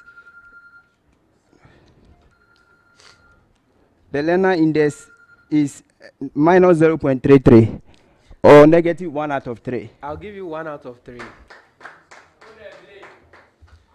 Poison pill. The banking sector in the country consists of 4 dominant firms. Bank Y having 55%, Bank X Bank X 50%, sorry.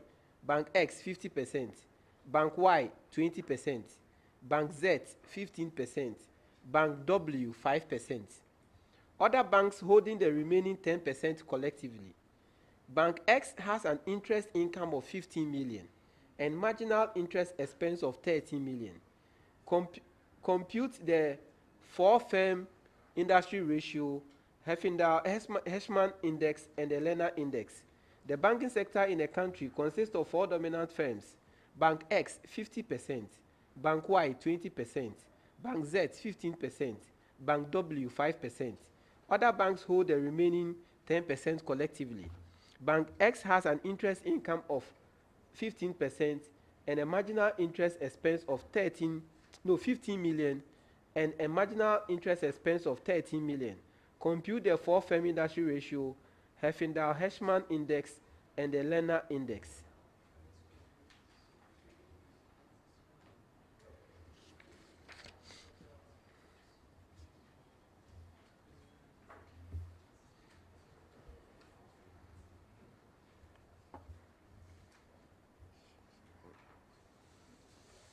So we have the Herfindahl-Hirschman to be 3,250, the 4-firm to be 95. Then we have the Lerner index to be 0.133 recurring.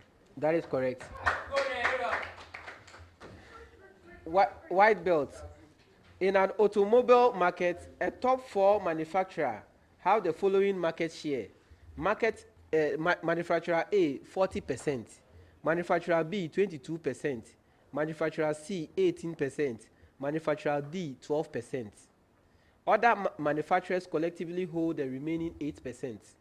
Manufacturer A sells a car for 450,000 cedis, incurs a marginal cost of 250,000 cedis. Compute the 4-firm industry ratio, Herfindahl-Hirschman Index, and the Lerner Index for manufacturer A.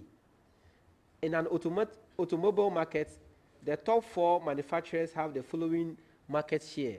Manufacturer A, 40%. Manufacturer B, 22%. Manufacturer C, 18%. Manufacturer D, 12%. Other manufacturers collectively hold the remaining 8%. Manufacturer A sells a car for 450,000 cedis, incurs a marginal cost of 250,000 cedis. Compute the 4-firm industry ratio, Herfindahl-Hirschman Index, and the Lerner Index. So the 4-firm concentration ratio is 0.92, and the Hirschman Index is 0.255, and 2552, and the Lerner's Is it 2552 or 0.2552? 0.2552, so 25.52, and the Lerner's Index is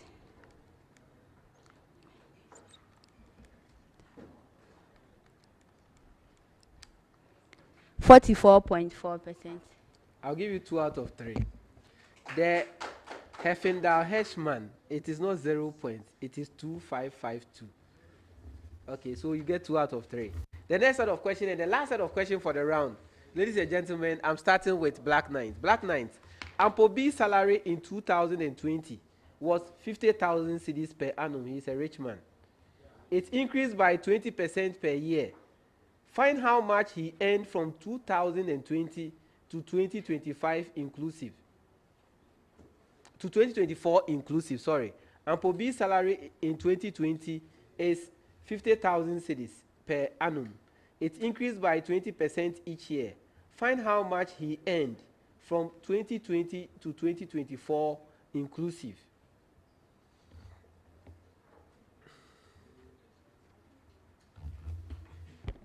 $90,000. Oh no.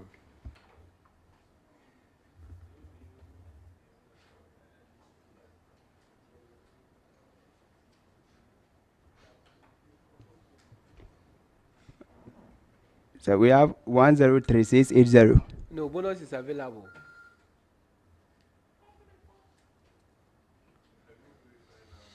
Okay, poison pill. Mr. Osman Mumin's salary in 2021 was 65,000 cedis per annum. It increased by 35% each year. Find how much he earned from 2021 to 2024 inclusive. Mr. Osman Mumin salary in 2021 was 65,000 cedis per annum. It increased by 35% each year. Find how much he earned from 2021 to 2024 inclusive.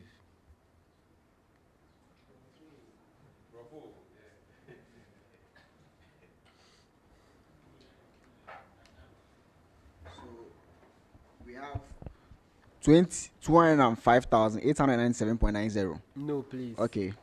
We have 159,924.3. No, please. No. You are not getting a concept. White belt, the last question. Mr. Daniel Donko, a fine gentleman, has a salary in 2021. His salary in 2021 was 75,000 cedis per annum, and it increased by 45% each year. Find how much he earned from 2021 to 2024 inclusive. Mr. Daniel Donko, a fine gentleman, in 2021 has a salary in 2021 to be 75,000 cedis per annum. It increased by 45% each year. Find how much he earned from 2021 to 2024 inclusive.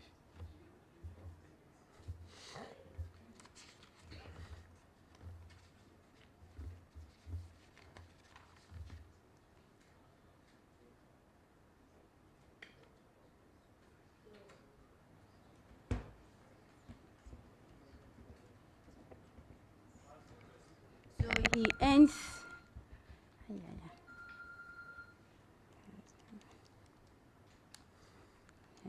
570084.37. That is correct. Go there. And on that note, that is the end of round 2.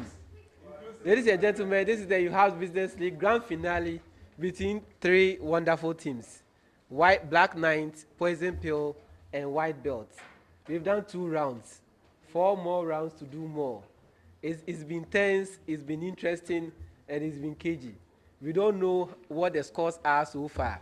But ladies and gentlemen, at the end of the program is proudly brought to you by Radio Windy Bay 98.3 FM, streaming live on Radio Windy Bay 98.3 FM's Facebook platforms. You can send your comments. Remind you have an answer, a question to answer, and Nanama is ever ready to read it for you. The contest has been. Let me go to the white belt. How have you seen the first 2 rounds? The first 2 rounds have been tough, but we are hoping to do better in the next rounds. For example, your name tag has turned upside down. Is it because of the questions in the first 2 rounds? I think that might be the case.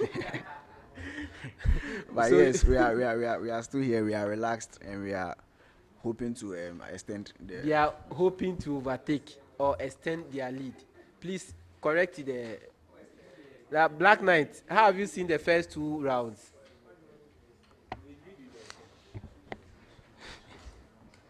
We are hoping to do better. They are hoping to do better. Ladies and gentlemen, since they are hoping to do better, I'm hoping to read more questions. At the end of round 2, the scores are. At the end of round 2, Black Knight had 9 points, Poison Pill had 11 points, White Belt had 9 points. So this is a 9-11-9 formation. Black Knight 9 points, Poison Pill 11 points, White Belt 9 points. Ladies and gentlemen, we'll go to round 3. Round 3 is the problem of the day. Today's round 3 is not worthy of finals at all because I said today I'm Father UEW. I'm giving easy questions out. So we read a question and they will start their work and the number will come in. Now, round 3. Are you ready? Below are the cash transactions for the Department of Welfare for the year 2023. Government of Ghana received 750,000 cedis. Fees and charges on services 150,000 cedis. Compensation of employees 330,000 cedis. Goods and service 270,000 cedis. Interest expense 75,000 cedis. Grant received from donors 180,000 cedis. Purchase of non-financial assets 225,000 cedis. Staff loan 60,000 cedis. Investment 90,000 cedis. Sales of investment 15,000 cedis. Auction of old assets 25,500. Staff advances 120,000 cedis. Bank loans 450,000 cedis. Repayment of loans 90,000 cedis. Social benefits 30,000 cedis. Other expenditure 105,000 cedis. Consumption of fixed assets 75,000 cedis. Cash and cash equivalents as at the beginning of 2023 135,000 cedis. Required. Prepare a statement of cash flow for the year ended 31st December 2023. Question number 2. In 2015, world leaders agreed to 17 global goals, officially known as the Sustainable Development Goals or SDG, aiming to create a better world by 2030 by ending poverty, fighting inequality, and addressing agency of climate change. You are required to mention 10 out of the 17 sustainability development goals. 15 marks, 10 minutes, start work. Ladies and gentlemen, this is still the Uewabs Business Sense Challenge, and this is the grand finale of the league competition, the second edition of the league competition in UEW. So far, the contest has been interesting between Poison Pill, White Belt, and Black Knight. Nanama is joining me on stage to give us your comments and read out whatever you've said so far. Nanama, you're welcome. How have you found the contest so far? It's been good. It's been good. So I believe your team is winning. Yes. So Nanama is having her team winning. Hopefully, by the end of the competition, her team will actually win. So I'll use this opportunity to thank you all for joining us from the one of the competition till the 11th contest. We thank you for joining us and following us live on Radio VDB 98.3, WhatsApp, Facebook platform. Nanama, is your team winning? Yes, my team is winning. Like I said, women always, they know what to do at all times. And I'm sure the viewers and the listeners can bear me witness. So Let's quickly.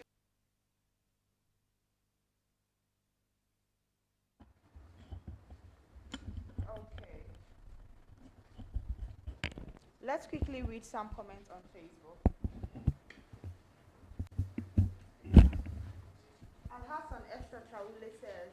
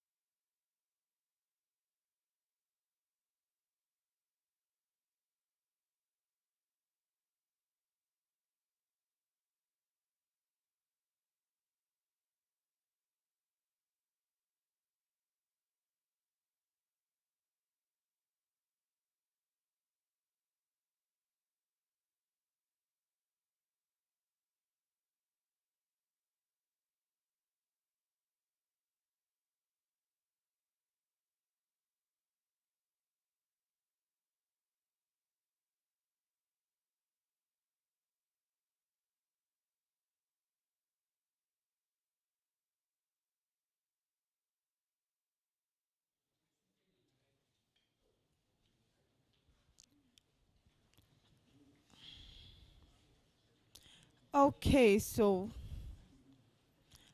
so let's quickly go to Facebook and read some comments there. Al-Hassan Extra Traule says, my bet is on the winner.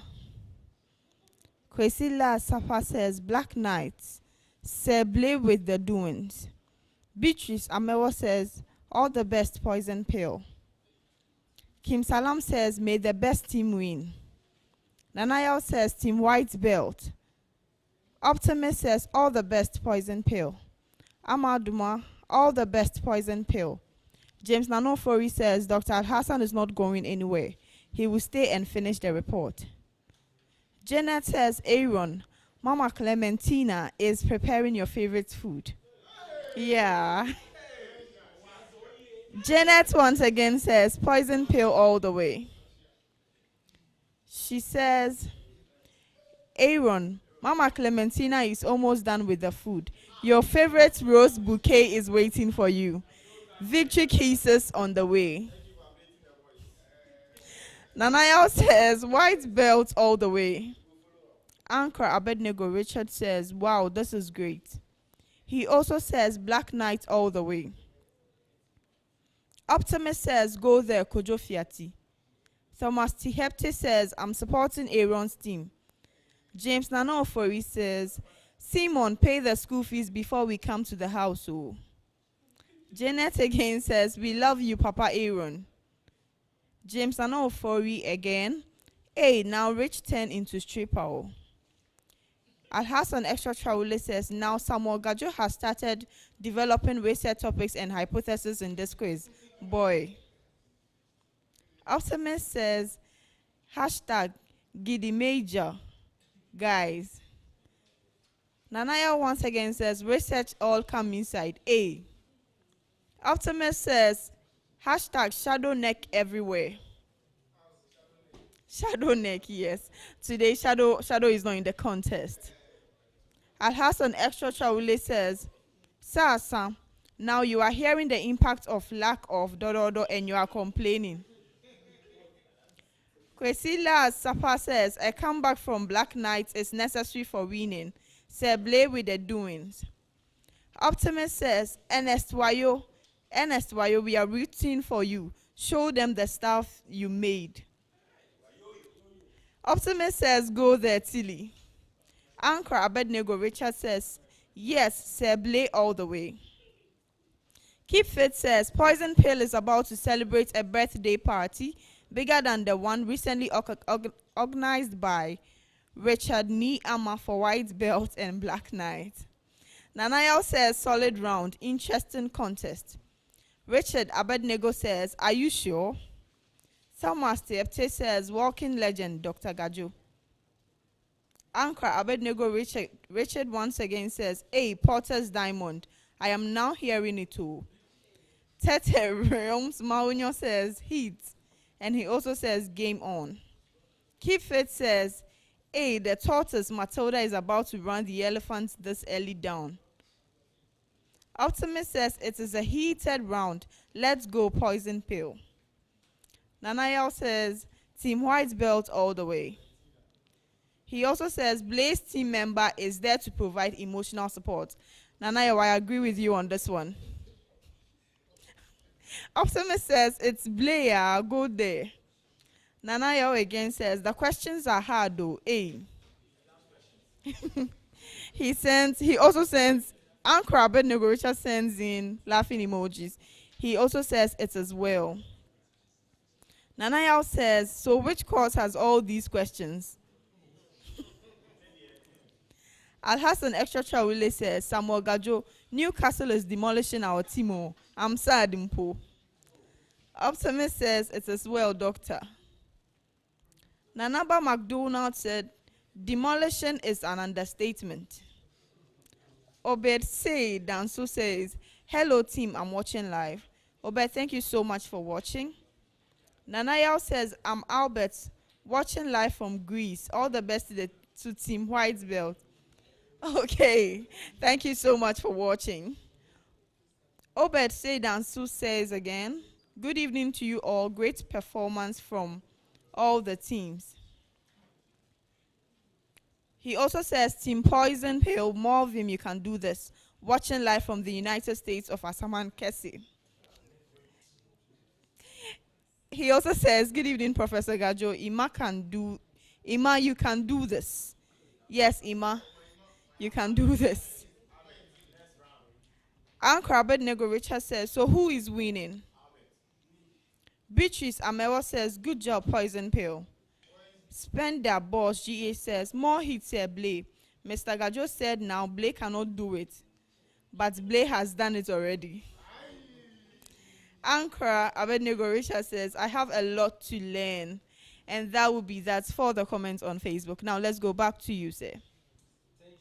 Thank you very much, and thank you to our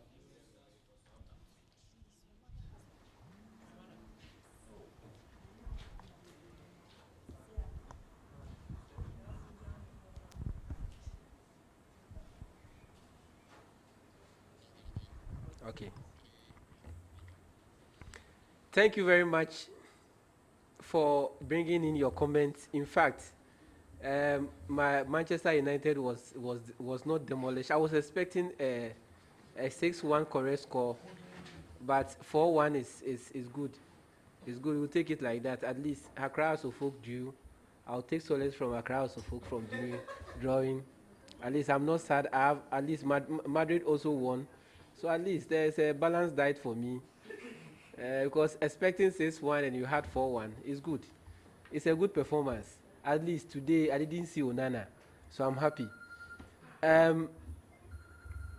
So far, 10 minutes, you are done. Please bring your questions, and thank you viewers and viewers for bringing your comments on Facebook. Keep them coming, and Nanama will read all of them for you. So please, your time is up. Your questions, your answers, please.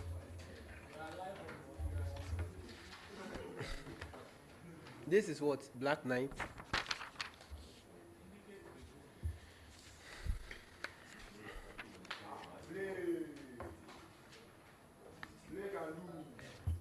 And this is what? So, please, I think they should go on commercials. Let me finish marking and we come back.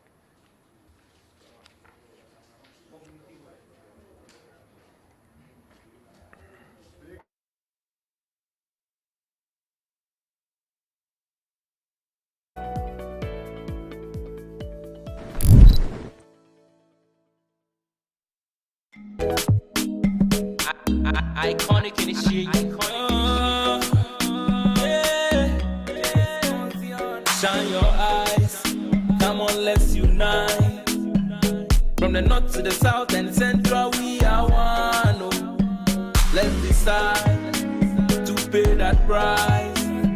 Yes, we aim providing higher education. No, just one name which belongs to me, that belongs to you. So let's join our hands and say to the world, what be the name? You in a view. What be the name, boy? You in a view. What be the name? You in a view.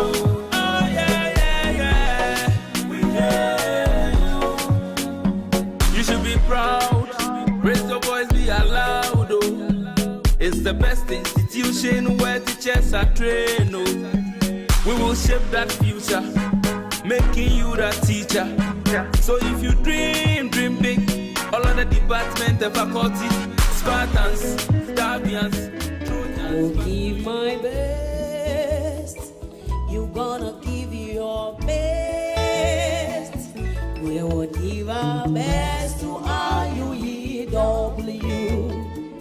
I will give my best. You will give your best. We will give our best to RUEW. Say, well, and happiness. Oh yeah, I must confess. It will yield success for RUEW. You know. Manye, Achomi, Amina Abisbanan, Michoni, ye radio windy bay, Swalla name, mi banya de Manye. Achomi, Amina Abisbanan, Michoni, ye radio windy bay 98.3 FM. Ye find and ye follow our ye radio windy bay, ye Facebook, Instagram, YouTube, ke TikTok. Radio Windy Bay, your ultimate in campus radio. Fellow Ghanaians, my name is Osman Mumini, Head of Multimedia of Radio Windy Bay. Keep listening to Radio Windy Bay 98.3 FM, the ultimate in campus radio. Hello there, my name is Enoch Delali Tete, a service person at Radio Windy Bay 98.3 FM. I entreat all of you to keep listening to Radio Windy Bay. Never forget to follow all our social media handles at Radio Windy Bay 98.3 FM. Hey there, welcome to Radio Windy Bay 98.3 FM. Seated right in front of you is Ampon Bismarck, so for short, Ampon B. Here we say we are the ultimate in campus radio. I entreat you all to be listening to Radio Windy Bay 98.3 FM. And your Radio Windy Bay, dear, forget about it. Hello there, this is Haruna Aaron Adam, a student presenter at Radio Windy Bay, and I'm with the multimedia team. You can follow us on all social media handles. Radio Windy Bay 98.3 FM, the ultimate in campus radio.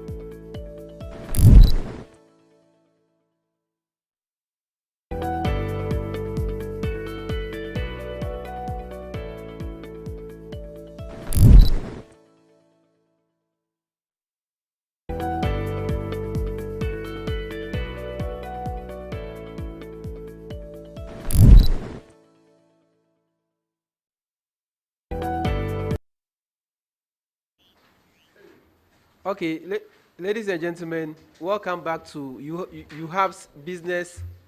Uewabs League competition between the 5 teams. This is a grand finale between Black Knights, Poison Pill, and White Belt. We gave them a problem of the day. The first one was to prepare a statement of cash flow for the year ended 31st December 2023 in accordance to IPSAS 2. So they were just to separate them, the items given into operating activities. So the items that goes into operating activities would include a government of Ghana receipt of 75 million cedis, fees and fines, grant 180, compensation of employees, you subtract that amount from it, goods and services, you subtract 270, interest payment, you subtract 75,000, social benefit, you subtract 30,000. The other expenses, you subtract 105,000. Net cash flow from operating activities. From operating activities will be 270,000. Now, net cash flow from investment activities, non-financial asset, negative 225. Staff loan, 60,000 cedis. Staff advances, 120, negative 120. You subtract it. Investment, you subtract 90,000. Sales on investment is cash flow, 15. Auction of old assets, 22,500. Then you have net cash flow from investment activities, 457,500. The cash flow from financing activity, we have a bank loan of 750,000 cedis, repayment loan of 90,000 is we subtract it and you get 360,000 cedis. So you have increase in cash and cash equivalent of 172,500. So you add the beginning cash and cash equivalent of 135,000 and you get a closing cash equivalent of 307,000. If you do this, you get 30 ticks for 0.34 for the 10 marks. Question 2, we have 17 of them, and they are namely the 17 sustainable development goal: no poverty, zero hunger, good health and well-being, quality education, gender equality, clean water and sanitation, affordable and clean energy, decent work and economic growth, industry innovation and infrastructure, reduce inequality,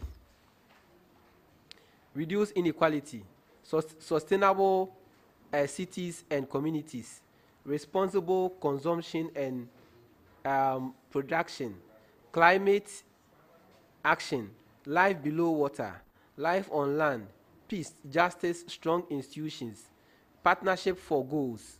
So this was what I was expecting. Please, let's go to our contestant. I'll start with Black Knights. So Black Knights, they had, under investment activities, they had 3 of the items correct. In fact, they had most of the items correct, wrong written, but instead of subtracting them, they added them. So those which were subtractable and they did not, I marked it wrong. So the 3 out of the so many ticks were correct. For that aspect, they get 1.02.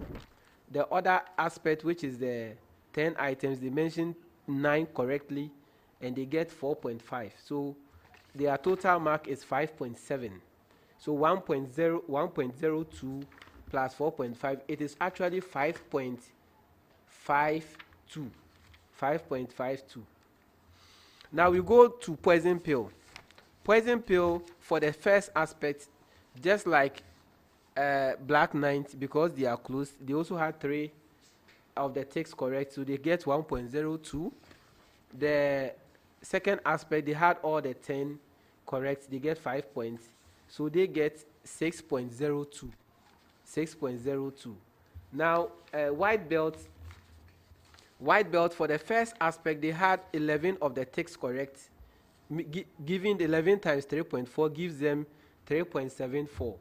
The second aspect, they had 9 correct, they had 4.5. 4.5 plus 3.74 gives them 8.24. So ladies and gentlemen, at the end of round 3, White Belt had 8.24, Poison Pill had 6.02, and Black Knight had 5.52. Very interesting contest. We have 3 more rounds to go, and very soon the contest will be done. You are still watching us live on Radio WDB 98.3 FM's Facebook platform. Keep on bringing your comments. Out of these 3 teams, we don't know who will win. But during the commercial break, there were some substitutes who joined us. So, please, I'll go to them for them to introduce themselves to us. Black Knight, somebody join us. Who are you? Priscilla Ponsa, BBI account level 200. You are welcome. Thank you. Poison Pill. Unity, I get BBI account level 300. And a white belt, you still have your team intact. Ladies, you are welcome. Now we have a balanced diet on stage. 3 ladies, 3 boys. Let's see what will happen. We move on to the business news segment. That is round 4. They are asked questions and they are expected to give us answers. I'll start this round from white belt. White belt, your major question. What is the price of cocoa in pounds and the price of oil in euros? What is the price of cocoa in pounds and the price of oil in euros?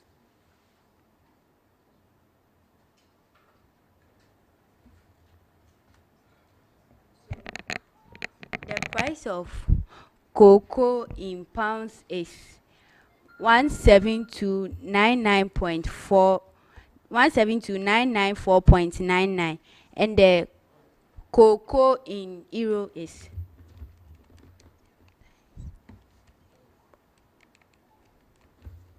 it's 52,129.87. Oh no, I will not give that one to bonus is available. Black Knight, your major question. What is the price of cocoa in euros and the price of oil in pounds? What is the price of cocoa in euros and the price of cocoa in pounds?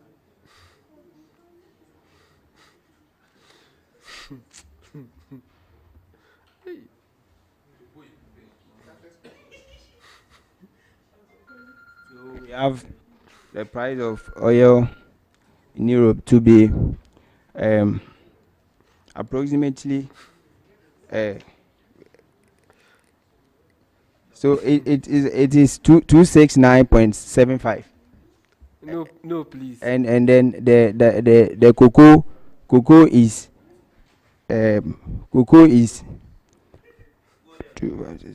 we have cocoa to be 51510. No, please. A poison pill. What is the price of gold in pounds and the price of gold in euros? What is the price of gold in pounds and the price of gold in euros?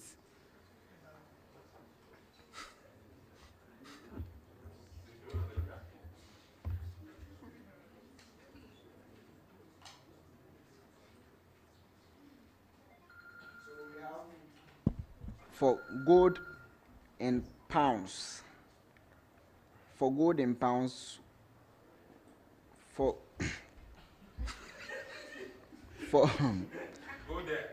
gold in pounds, we have the answer to be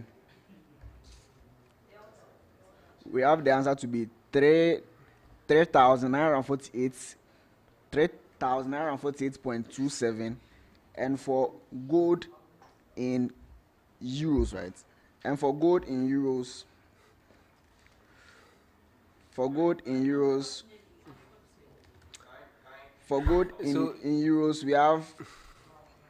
we have 3,356.72. Oh, so after all this struggle, none of correct. My regards to Fiadu for success wherever you are. Why belt? Your major question. Accounting, according to Mr. Kobe, what are the 3 significant factors which makes intra-trade costly and inefficient, which must be addressed for the continent's trade potential to be fully realized? According to Mr. Kobe, what are the 3 significant factors which makes intra-trade costly and inefficient, which must be addressed for the continent's trade potential to be fully realized? One, you have to look at the so you have to address the inadequate infrastructure that has to do with the transport. Then they have to look at the customs regulation that govern intertrade. Then also we have to look at access to finance. I'll give you 2 out of 3. Now, for the next question, 2 set of questions, a common preamble to the 2 of you. So listen carefully. As Ghana gets its sight on inflation target to 11.9 by the end of 2025, economic analysis is weighing the feasibility of this goal. Deloitte Ghana, in its 2025 budget analysis report, has endorsed the target as achievable, provided that policy measures aimed at addressing effectively implemented. You are to mention a black belt. Mention any 3 benefits of achieving inflation target of 11.9. 3 benefits of achieving inflation target of 11.9. It will boost investor confidence in Ghana's economic policies and also sustainable economic growth, ensuring predictable economic environment, and also strengthening the city currency. That is correct. Poison pill. You are to mention 3 initiatives involved in improving agricultural efficiency. 3 initiatives involved in improving agricultural efficiency. So providing subsidies for improved seeds and fertilizers. We also have increasing market linkage in order to reduce post-harvest losses. And we also have the last one, to increasing or enhancing irrigation in order to ensure high production. That is correct. That is correct. The next set of questions, again, starting from white belt. Mention 3 of Ghana's broad economic policies that aligns with the agricultural transformation agenda. Mention any 3 of Ghana's broad economic policies that aligns with agricultural transformation agenda. We have the Ghana Care, that's the Obatampa program, the Planting for Food and Job Phase 2, and we have the provision of irrigation system, so in mechanization. I'll give it to you.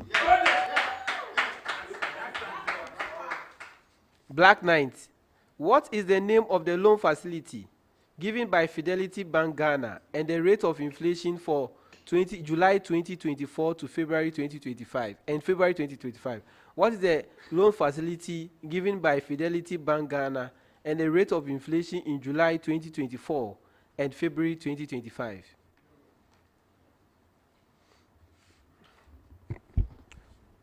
The rate of inflation for July 2024 is 20.4%, and then that of 2025, February 2025, is 23.2%, and the name of the loan is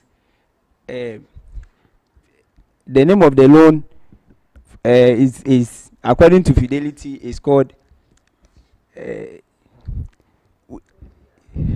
your network challenges. Ladies and gentlemen, let's bear with them. Network challenges. July was 20. You said 20 point what? 5. And July is 20.4%. And the February was what? 23.2. Yeah, so bonus is available. Poison pill. February 2025 is 23.1. July is 20.9, and the name of the loan is a Japa loan. That is correct. Your major question, poison pill. The President of the United States of America on April 2nd, 2025 announced a unilateral 10% tariff effective April 5, 2025. Mention any 3 products which are exempt from the universal and reciprocal tariff. The President of the United States of America 2025 April 2nd, 2025 announced a unilateral 10% tariff effective 5th April 2025 mentioned 3 products which are exempted from the universal and reciprocal tariff. We have lumber articles, we have semiconductors, and we have copper. That is correct.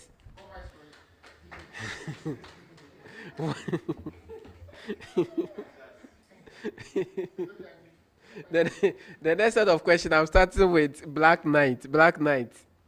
The government made recent decisions to reject billions of Ghana cedis in investor bids through treasury bill auction.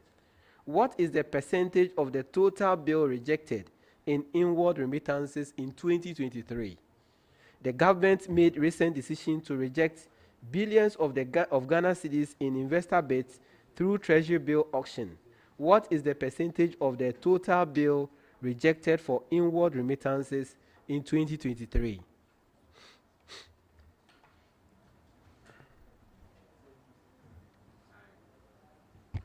So the total was 4.05 billion, and the rejected was 4.5 billion. So the percentage will be 0.9, which is 90%. No. Bonus is available. Poison pill. Amount rejected is 2.36 billion, and the total inward is 4.5 billion, and the percentage will be 52.44. That is correct. Poison pill, your major question. What is the percentage of the total 91-day, 182-day, 364-day bill offer to the additional short-term debt government is prepared to raise? That government is prepared to raise, scheduled for April 2025, 11th April 2025. What is the percentage of the 91-day, 182-day, 364-day bill offer to the additional short-term debt government is prepared to raise, scheduled for 11th April 2025?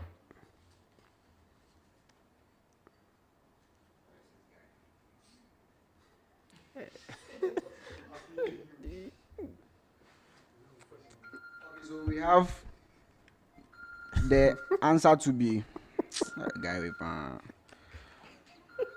we have 60.8 60.825%. 60.82. That is correct.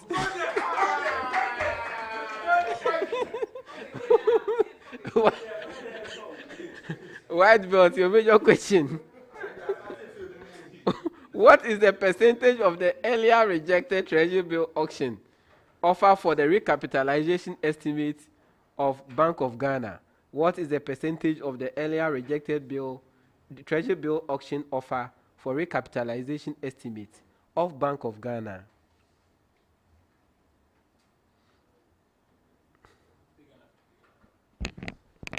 .45%. No.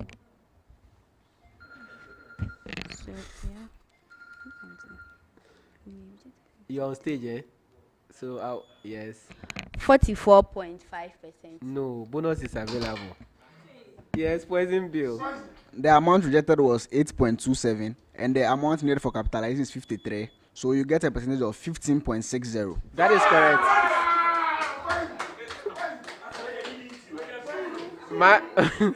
My regards to Joshua Bowada. Now, another round of questions, Black Knight. Now, there's a common preamble, okay? One of the most challenging things for leaders when they assume new leadership roles is how to address the first town hall meeting. One of the most challenging is how they will address their first town hall meeting. So each of you, this one, there's no bonus, okay?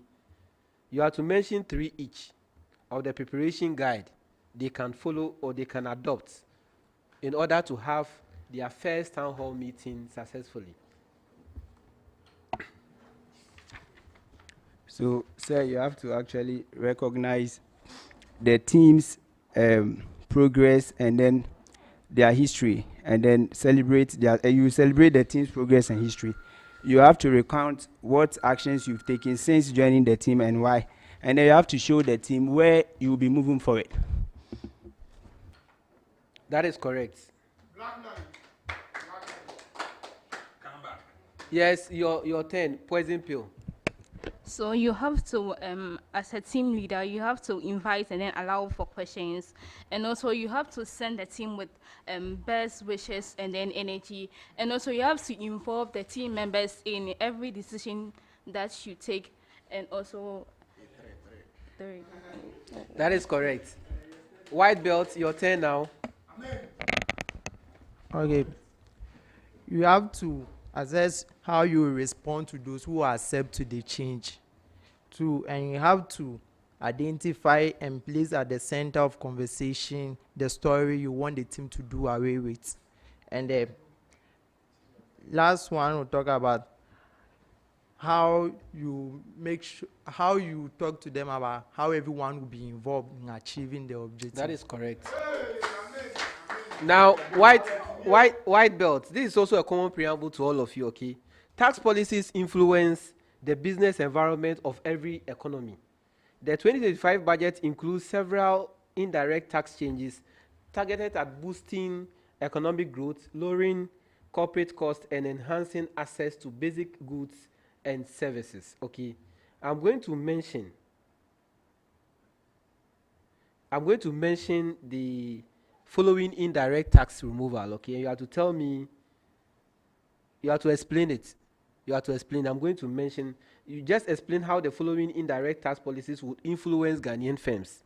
Just explain how the following indirect tax policies will influence Ghanaian firms. Yours is removal of VAT on motor vehicle insurance premium. That is Black Knight.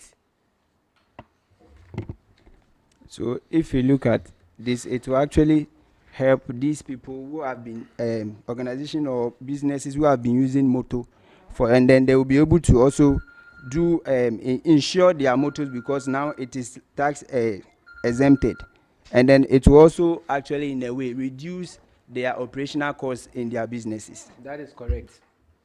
Your question, poison pill, exemption of pharmaceutical raw materials and essential imported medicines from VAT. So with this, it will help local producers to maximize profits from the reduction of the cost of raw materials, and also to lower the prices of the medicine they sell to customers. And also it will help decrease the dependency on imported pharmaceutical products. And then also it will. It's okay. It's correct. It's correct. White belt. Okay. Reform of VAT system. The reform of the VAT system. It helps lowering the price of goods and services, and also helps to reduce the cost incurred by the local industries in producing goods and services. Okay, I'll take that one too. Now, this next set of questions, I'm starting with poison pill. It's also a common preamble to all of you. Governance, risks, and compliance programs are like the rule book that keeps businesses on track. They help companies stay ethical, manage risk, and follow regulations. But having a governance, risks, and compliance program isn't enough. You need to know if it's actually working. So how do you measure its success? Just like you check your car fuel gauge or tire pressure before a long trip, businesses need to track key metrics to ensure governance, risks, and compliance. Now, your major question, poison pill. You are to explain the following metrics. All of you are to explain the following metrics. So, poison pill, your metrics is, do employees actually follow our policies? That is training and policy compliance. Explain it. Do employees actually follow our training compliance? So, no, sorry, for this one, mention why it matters. Mention why it matters. So why it matters is that well-trained employees are less likely to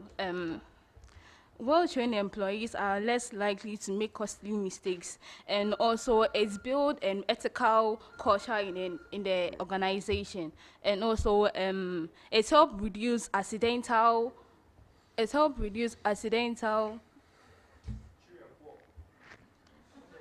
That It's is help correct. reduce accidental costs in the organization. That is correct.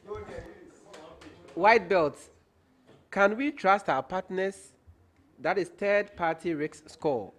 What is mentioned why it matters? Okay, for that one, it helped the organization to. Okay, it helped the organization to prevent loss of finance as a result of a unreliable vendor, and two, it helps the organization to prevent cyber attack from the third party.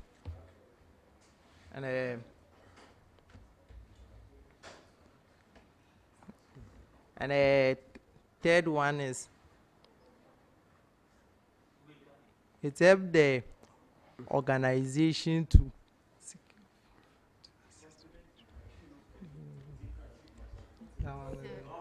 Is that all?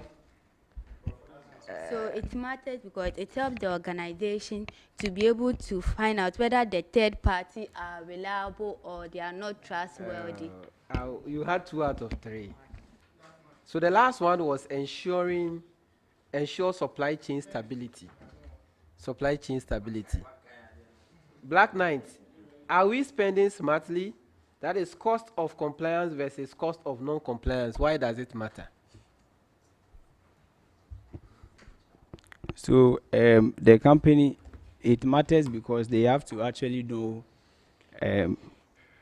It actually shows the other stakeholders and regulators that they are actually following, and they are very serious with compliance. And then it actually also helps. It improves the image of the organization. It also instills or ensures ethical culture and behavior in the organization. Oh, I'll give you 1 out of 3. So the 1 out of 3 is the image improvement of that is prevent costly penalties and reputational damage. That is what I'll give you.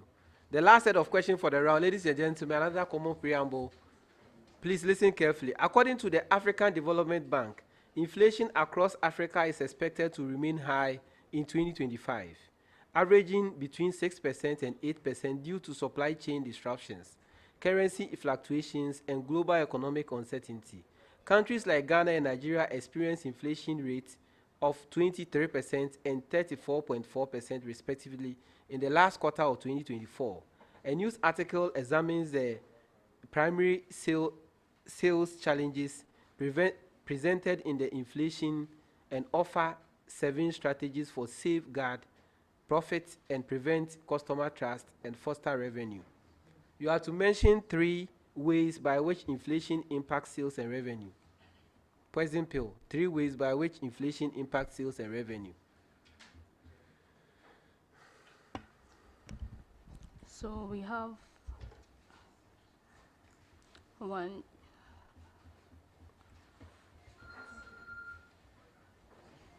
I think. All right, so inflation impacts sales and revenues to the extent that when there is high inflation, it leads to high cost of raw material and high expenses, which means that there will be high price, then sales might go low, and also it's in a way it also leads to it also impacts the revenue, because when there's high inflation, their cost expenditure goes high, which leads to low revenue that it generates, and also when there is high inflation, it also leads to It reduces the customer purchasing power. That is correct. White belt. Interesting. Now, white belt, you are to mention 3 of the 7 sales strategy adjustments to navigate inflation. 3 of the 7 strategy adjustments to navigate inflation. Okay, re-evaluation of market segments. Then we talk of upsell and cross sales strategically, and also we have strengthen relationship to improve retention of customers. That is correct. You have to mention 3 of the 7 sales strategy adjustments. You also to mention 3 of the 7 sales, apart from those that they've mentioned.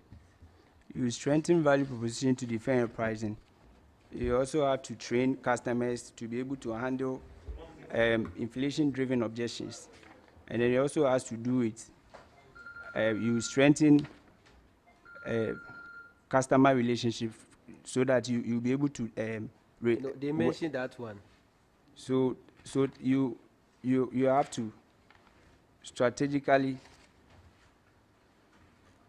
say you work on your customer retention.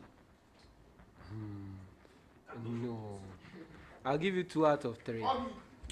I'll give you 2. So the last one, those that you didn't mention were strengthen sales cycle to improve cash flow and optimize pricing without alienating customers. Okay. Ladies and gentlemen, this brings us to the end of round 4. So far, it's been interesting. We are being reminded that this is the grand finale of the Uewabs Business League competition. You have the trophy here. It's been labeled the Champions League. The Champions League. And we have 2 more rounds. We have a lot of awards. The best contestants will take an award. There's a cash prize of 500 cedis for the winner, 300 cedis for the second, and 200 cedis for the third. There's also medals for them.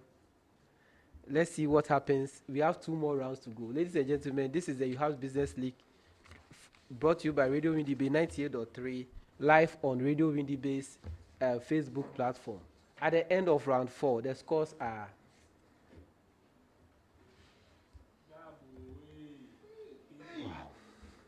At the end of round 4, White Belt had 16 points. Poison Pill had 24 points. Black Knight had 12 points. At the end of round 4, White Belt 16, Poison Pill 24, Black Knight 12. Ladies and gentlemen, 2 more to do more.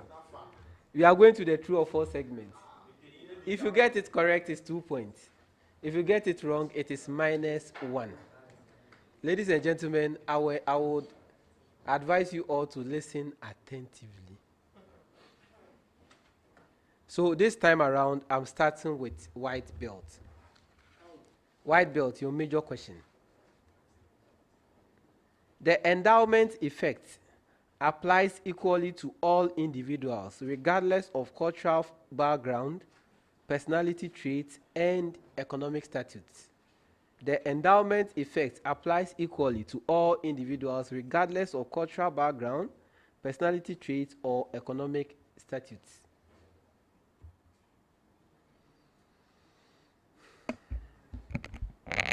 False. Yes, it's false. Black Knight. The endowment effect means sellers always demand higher price for an item they own than potential buyers are willing to pay, leading to market inefficiencies.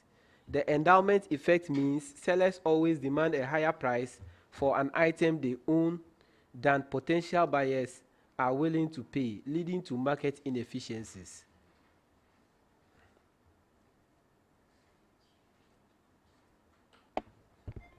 False. Yes, it's false.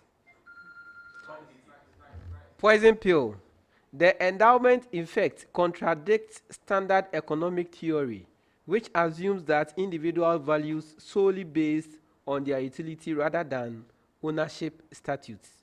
The endowment effect contradicts standard economic theory, which assumes that individual value goods solely based on their utility rather than ownership statutes.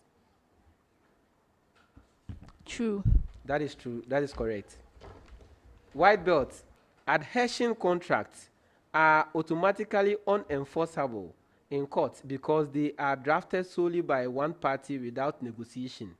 Adhesion contracts are automatically unenforceable in court because they are drafted solely by one party without negotiation. It is false. Yes, it's false. Black Knight.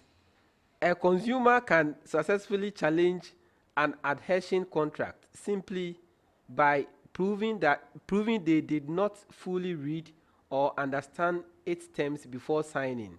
A consumer can successfully challenge an adhesion contract simply by proving they did not fully read or understand its terms before signing.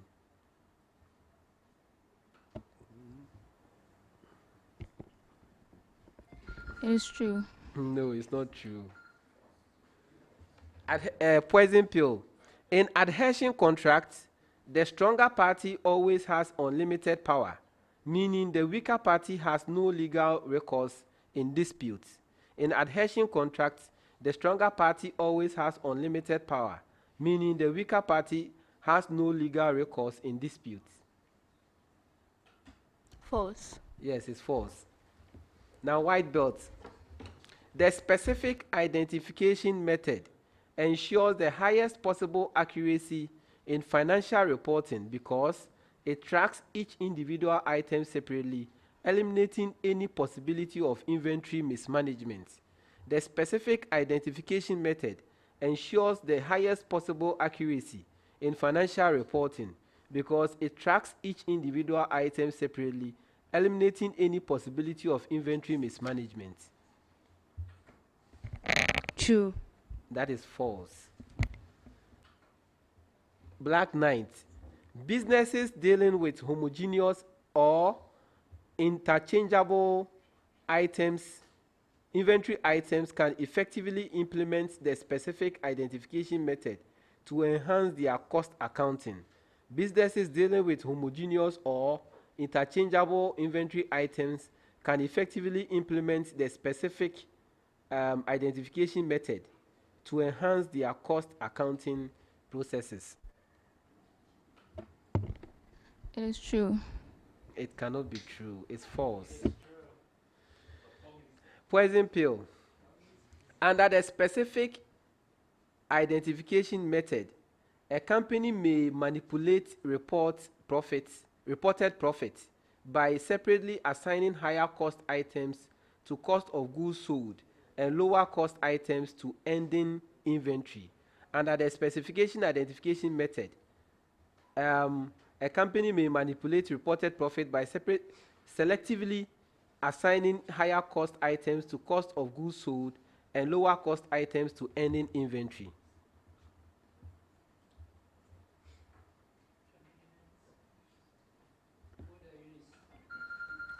True.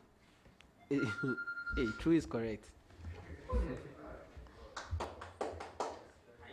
I'm starting this set from Black Knight. Black Knight. Bridging finance is only used by businesses and cannot be used by individuals for personal finance. Bridging finance is only used by businesses and cannot be used by individuals for personal financial needs.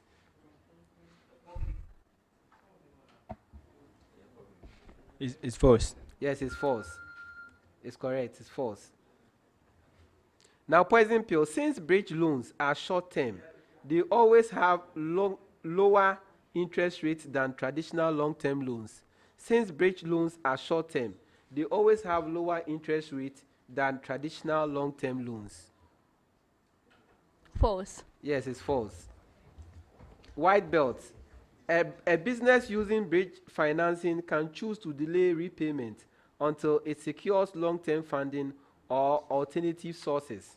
A business using bridge financing may choose to delay repayment until it secures long-term funding or alternative financing sources.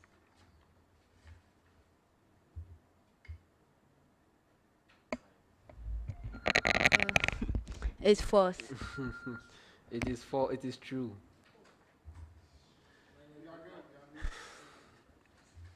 So,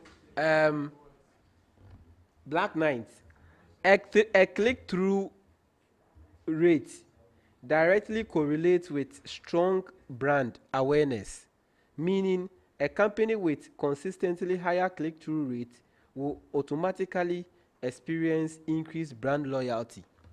A click-through rate directly correlates with strong brand awareness, meaning a company with consistently higher click-through rates will automatically experience increased brand loyalty. It's false. Yes, it's false. Poison pill. Click-through rate is an irrelevant metric for state-owned organizations since organic search rankings are only determined by keyword relevance and backlinks.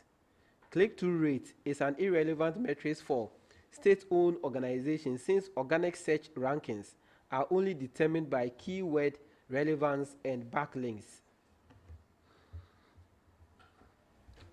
It's false. Yes, it's false. White belt. Click-through rate can be artificially inflated without violating advertising platform policies by optimizing advertisement placement and refining targeting strategies. Click-through rate can be artificially inflated without violating advertising platforms since by optimizing. So I come again. Click-through rate can be artificially inflated without violating advertising platform policies by optimizing advertisement platforms and refining targeting strategies. The answer is true. Yes, it's true. Now again, starting from you, Black Knight. Post-clearance audit is primarily used to detect fraud and tax evasion, meaning businesses that comply with custom regulations have no reason to undergo post-clearance audit. Post-clearance audit is primarily used to detect fraud and tax evasion, meaning businesses that comply with custom regulations have no reason to undergo post-clearance audit. It's false. Yes, it's correct. It's false. Your major question, poison pill. Post-clearance audit is conducted only on imported transactions and does not apply to exports or other custom-related activities. Post-clearance audit is conducted only on import transactions and does not apply to exports or other custom-related activities.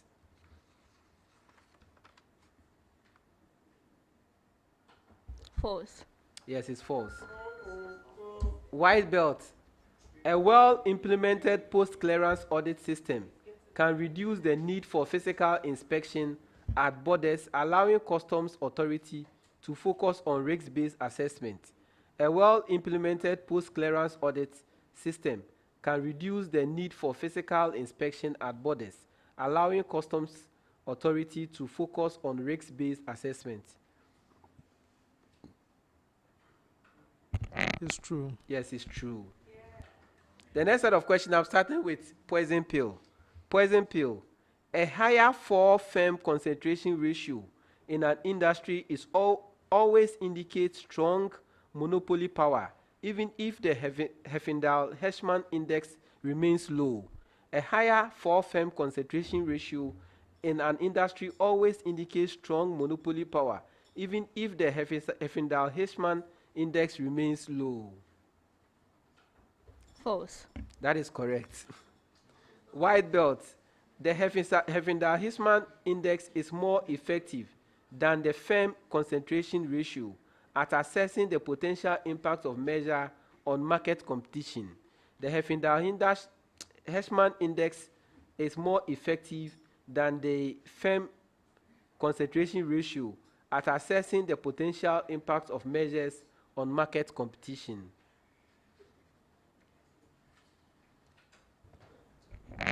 The answer is false. It is true. Now, Black Knight. If a market has a low concentration ratio but a higher Heffendal-Hirschman index, competition remains strong because there are many firms, even if some have disproportionately large market share. If a market has a low concentration ratio but a higher Heffendal-Hirschman index, competition remains strong because there are many firms, even if some have disproportionately large market share.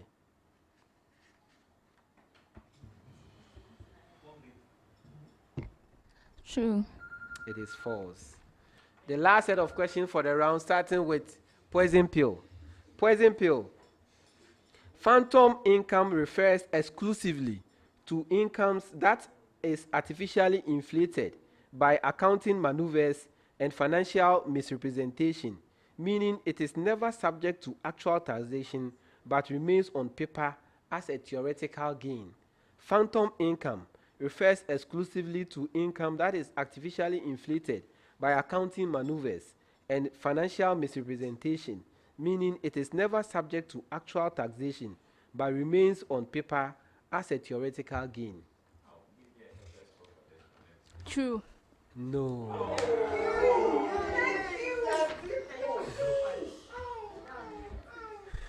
White belt. An individual who holds equity in a pass-through entity, such as a limited partnership, may find themselves liable for taxes on phantom income, even if they have not received a single CD in distribution, requiring careful financial planning to avoid unexpected tax burdens. An individual who holds equity in a pass-through entity, such as a limited partnership, may find themselves liable for taxes on phantom income, even if they have not received a single CD in distribution, requiring careful financial planning to avoid unexpected tax burden.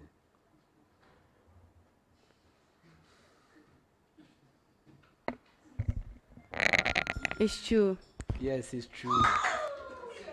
The last set of questions for the round. All instances of phantom income occurs because of unfair taxation rules that disadvantage taxpayers, making it an unavoidable issue if one were to employ strategic loopholes or deductions to eliminate their liability. All instances of phantom income occurs because of unfair taxation rules that disadvantage taxpayers, making it an unavoidable issue if one were to employ strategic loopholes or deductions to eliminate their liabilities.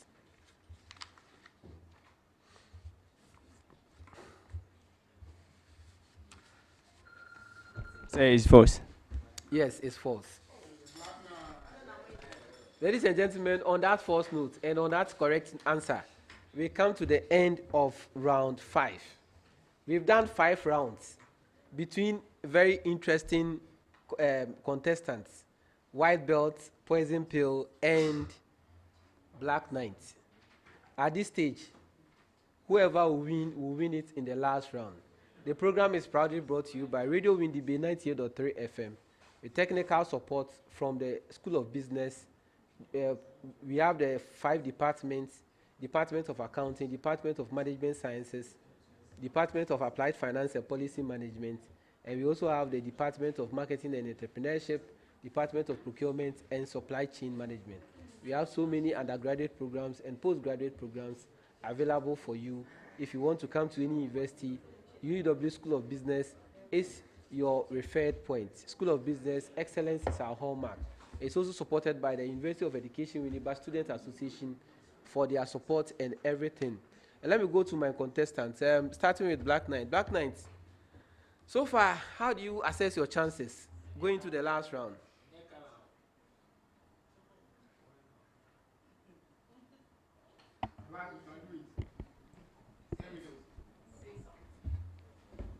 Yeah, we still have a chance to do something in the last round. Anything can happen. There's something there, they can actually do it in the last round. Poison pill, how do you assess your chances going into the last round? So we are not in a comfortable lead. Going into the last round, we have 50 points at stake, and my competitors are very good with the radio section. So I'm hoping that we do well. So he's hoping that he has recognized the challenge he's going into in the last round. White belt, how do you assess your chances? There's still more hope, even though this round is our weakest point, but we are hoping to do better. So they've all done their analysis, strategic analysis. Some are saying their weakest points. Some are saying the others have a strong points. Ladies and gentlemen, only time will tell. At the end of round 5, the scores are Marcus. Round 5, Black Knights had 7 points. Hang them here. Black Knights had 7 points. Poison Pill had 13 points. And White Belt also had 7 points. At the end of round 5, Black Knights 7, White Belt 13, Poison Pill 13, White Belt 7. It's been interesting. It's been cagey. Who wins the final round? You are reminded that the program is brought to you by Radio WDB 98.3 FM. I would like to use this opportunity to thank Mr. Marcus Obuadetete, Mr. Daniel Donko, Mr. Joshua Abuwada, and Mr. Fiadufe Success, and all alumni of the TBSA. We have Thomas TMT, the first batch, Aaron, the first batch, Celestine Isi Ajayi, Maunyo, we have Richmond Eduardo, James Nana Ofori, Simon Alija, among others. You also have Rebecca Ban, among others. Thank them, and also thank the production crew for sacrificing their Sunday to make this happen. Ladies and gentlemen, round 6. This is a radio round. We have 10 radios in all.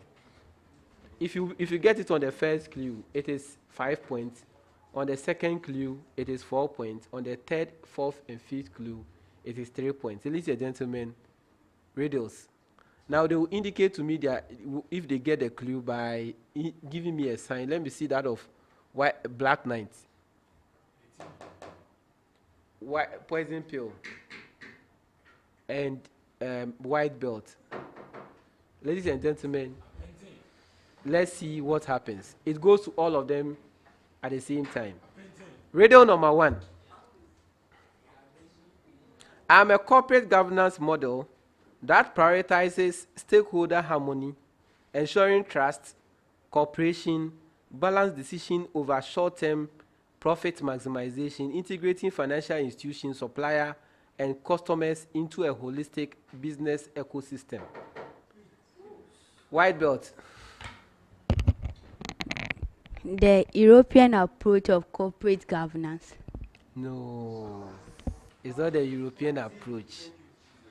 2, I rely on cross-shareholding, fostering corporate independency over competition, shielding firms from market volatility, discouraging hostile takeover, maintaining stability through structured business relationship.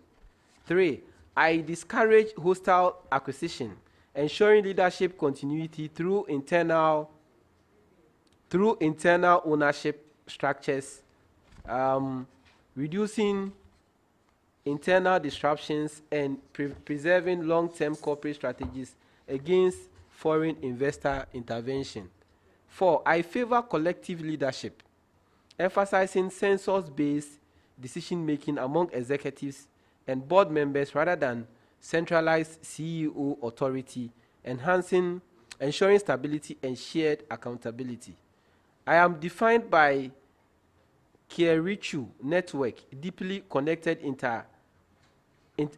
interconnected business alliance that sustain long-term collaboration, investment, industrial dominance through a mutual support rather than an aggressive competition. Who am I? Yes, Poison Pill. We have the collaborative model. No. Black Knight. The best practice approach. No, it is the Japanese model of corporate governance. White Belt was Urangeli. They would have got it. It's the Japanese model of corporate governance. Radio number 2. I evaluate a government's long-term ability to meet financial obligation without requiring excessive borrowing, ensuring economic policies remain viable for future generations without risking financial instability. 2, I assess revenue collection efficiency, expenditure management, and debt sustainability, determining whether a country maintains a balanced fiscal framework to support economic growth without unnecessary financial strain. 3. I act as a key tool for policymakers, helping governments design responsible budgets that promote financial health while preventing excessive reliance on debt accumulation or deficit financing. 4. I incorporate economic indicators such as debt to GDP ratio, budget deficit trends, and government revenue projection to provide a structured measurement of fiscal responsibility over time. 5. I'm widely used by international financial institutions, credit rating agencies, and economic analysts to assess the financial stability of nations. Yes, Black Knight. National income accounting. No. I am widely used by international financial institutions, credit rating agencies, economic analysis to assess financial stability of nations, influencing economic policy decision and investor confidence. Who am I? Yes, poison pill. Sustainable fiscal policies. No. White belt. The capital adequacy ratio Is a fiscal sustainability index.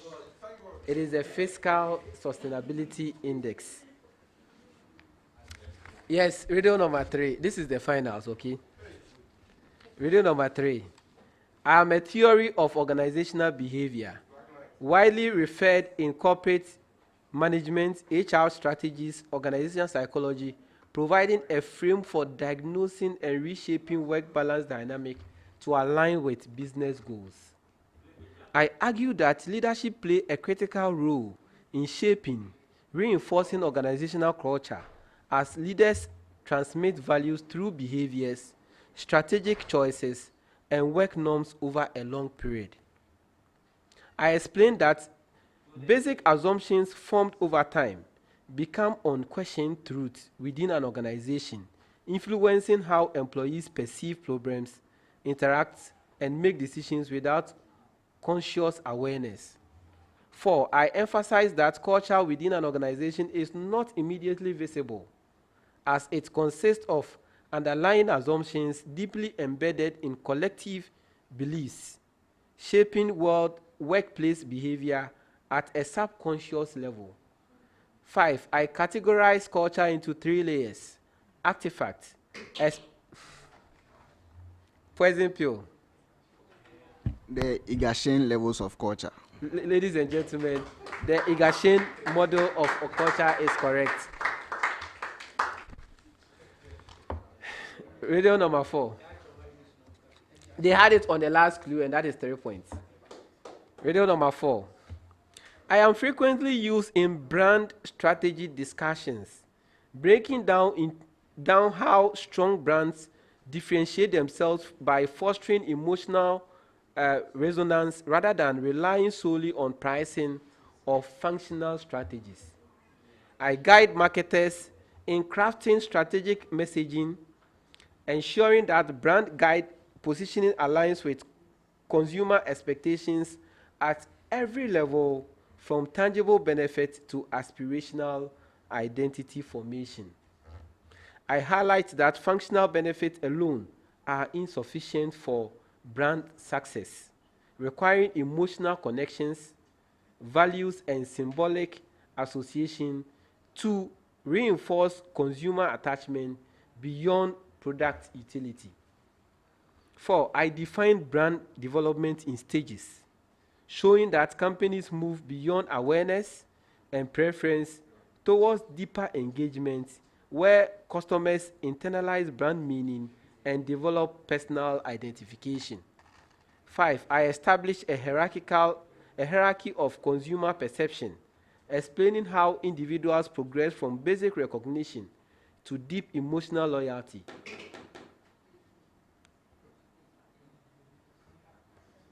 Who? Black Knight. The customer ladder loyalty. No. Poison pill. The brand pyramid. The brand pyramid model is correct. And they had it.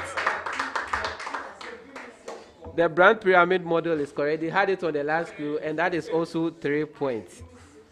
Radio number 5. I want a big gap. I am an essential tool in econometrics, helping researchers evaluate patterns in time series data to determine if variable exhibits structural stability or shift unpredictably over time. 2. I play a critical role in forecasting reliability, as failing to detect time series stationarity can lead to misleading predictive models affecting financial decision making and economic formulation. 3. I extend a widely used statistical test by introducing lagged variables, allowing for a more robust assessment of time series stationarity whilst accounting for autocorrelation effects. 4. I help researchers determine whether a given time series has a unit root, making me vital for distinguishing between trending behavior and stable long-term economic relationships. 4. I am frequently applied in macroeconomics, financial market analysis, and regression modeling to verify whether economic data follows a stationary process or requires transformation for accurate analysis. Ladies and gentlemen, who am I?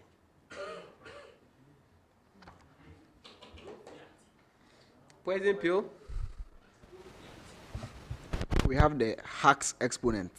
No, I will not give it to you. Yes, Black Knight? Seasonal variation. No. White belt? Statistical proportion. Ladies and gentlemen, it is augmented Dickey-Fuller test. The augmented it is the augmented Dickey-Fuller test. Radio number 6. I shape communication beyond literal words, influencing how messages are interpreted through tone, context. Yes, poison pill. We have vocalex or paralanguage. No.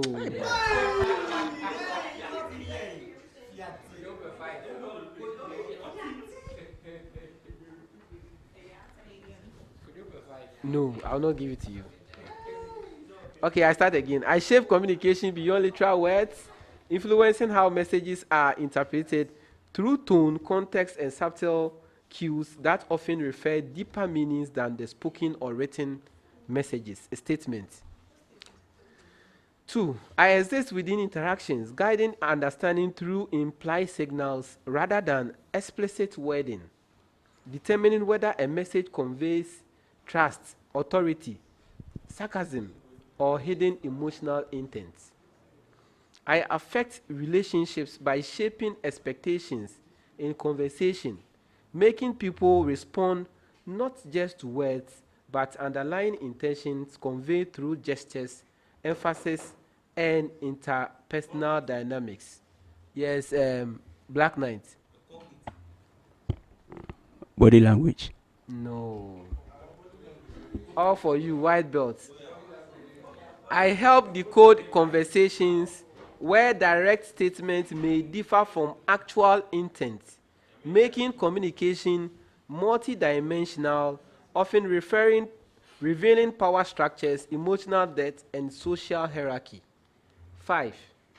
I am commonly referred in communication theories, describing the unspoken meaning behind language and ensuring messages are received with the intent psychologically or social impact beyond their surface.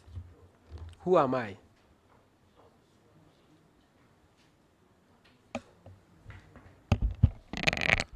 Non-verbal communication. I will not give them the non-verbal communication. The answer is meta messaging. Meta messaging. or meta message. Radio number 7.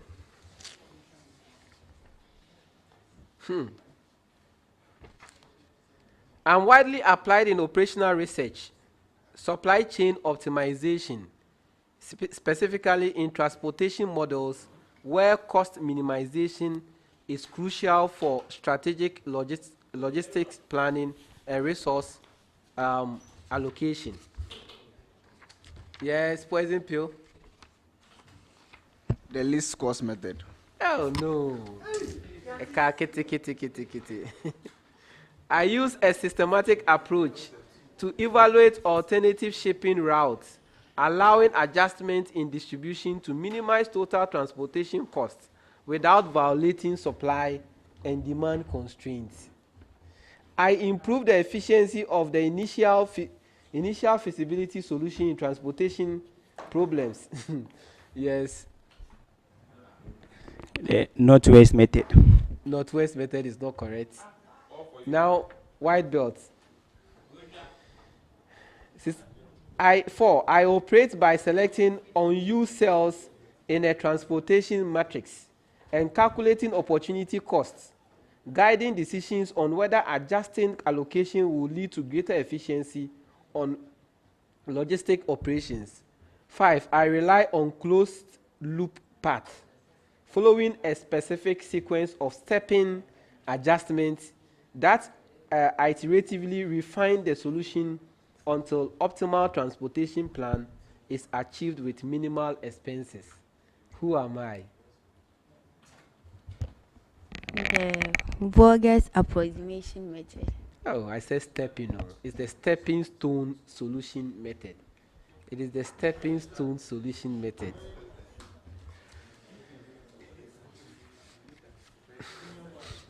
Ladies and gentlemen, we have 2 more. Hey, it's not 2, 3 more radios. Wow. Radio number 8.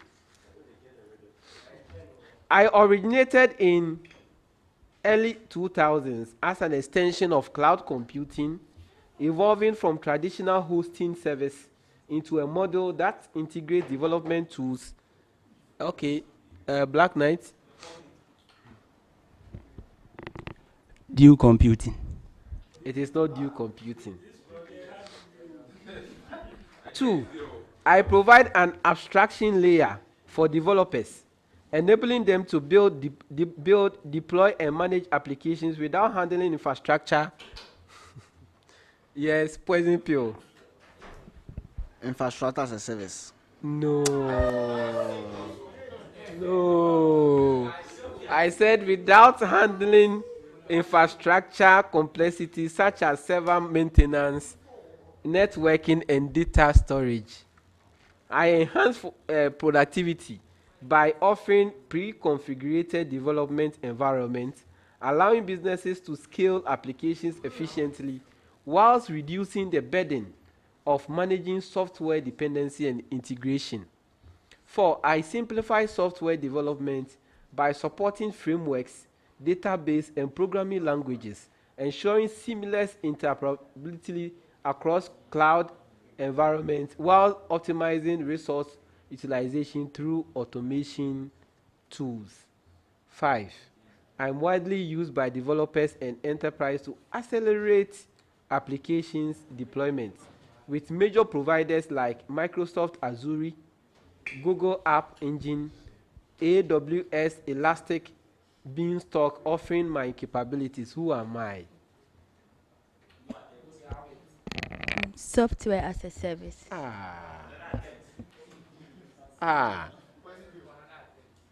They've all rang there. Let me go. Kojo, what is it?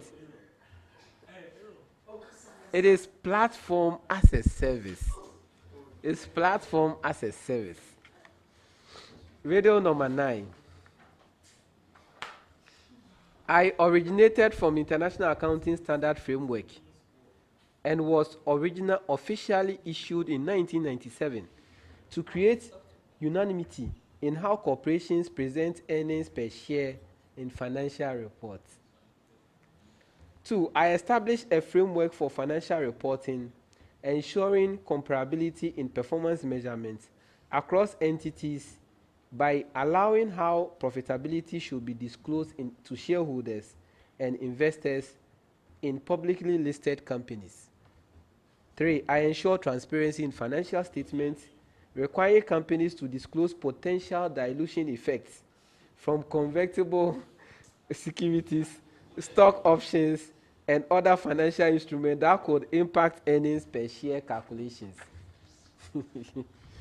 I set guidelines on calculating earnings per share, distinguishing between basic and diluted earnings per share to prevent misleading representation of companies' financial position and investors' returns.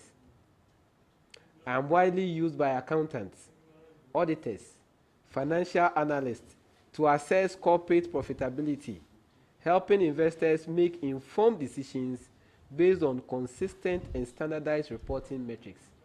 Ladies and gentlemen, contestants, who am I? Yes, poison pill.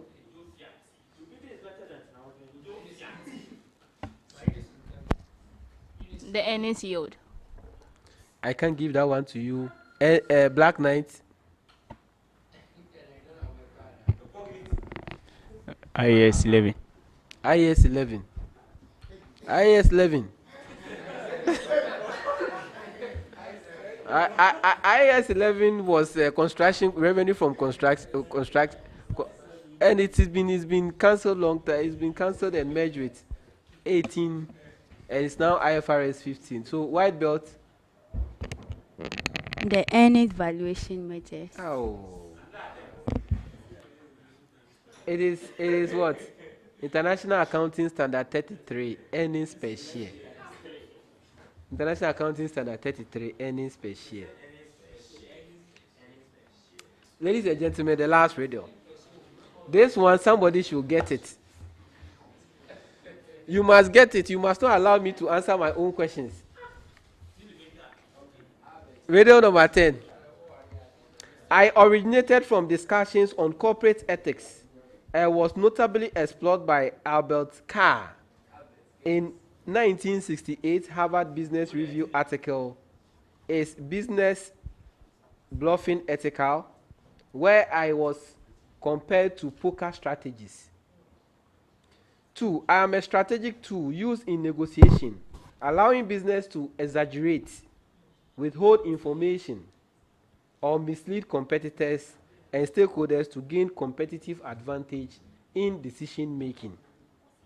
I exist in various industries, from marketing to corporate negotiation, where companies use selective truth-telling to influence deals, pricing strategies, and market positioning without violating legal boundaries. 4, I raise ethical concerns, as some argue that I erode trust, damage long-term relationships, whilst others believe I am simply part of a competitive strategy similar to negotiation tactics. 5, I am widely debated in business ethics, with some executives considering me necessary for success, whilst critics argue that I blur the line between acceptable deception and unethical behavior. Ladies and gentlemen, contestants, who am I?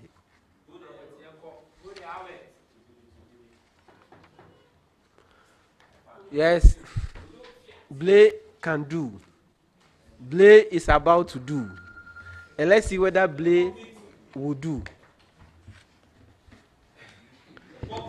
Ladies and gentlemen, Blay. Ethical dilemma. Blay has not done. Blay has not done, no. White belt. Matilda will break it. Matilda is about to break it.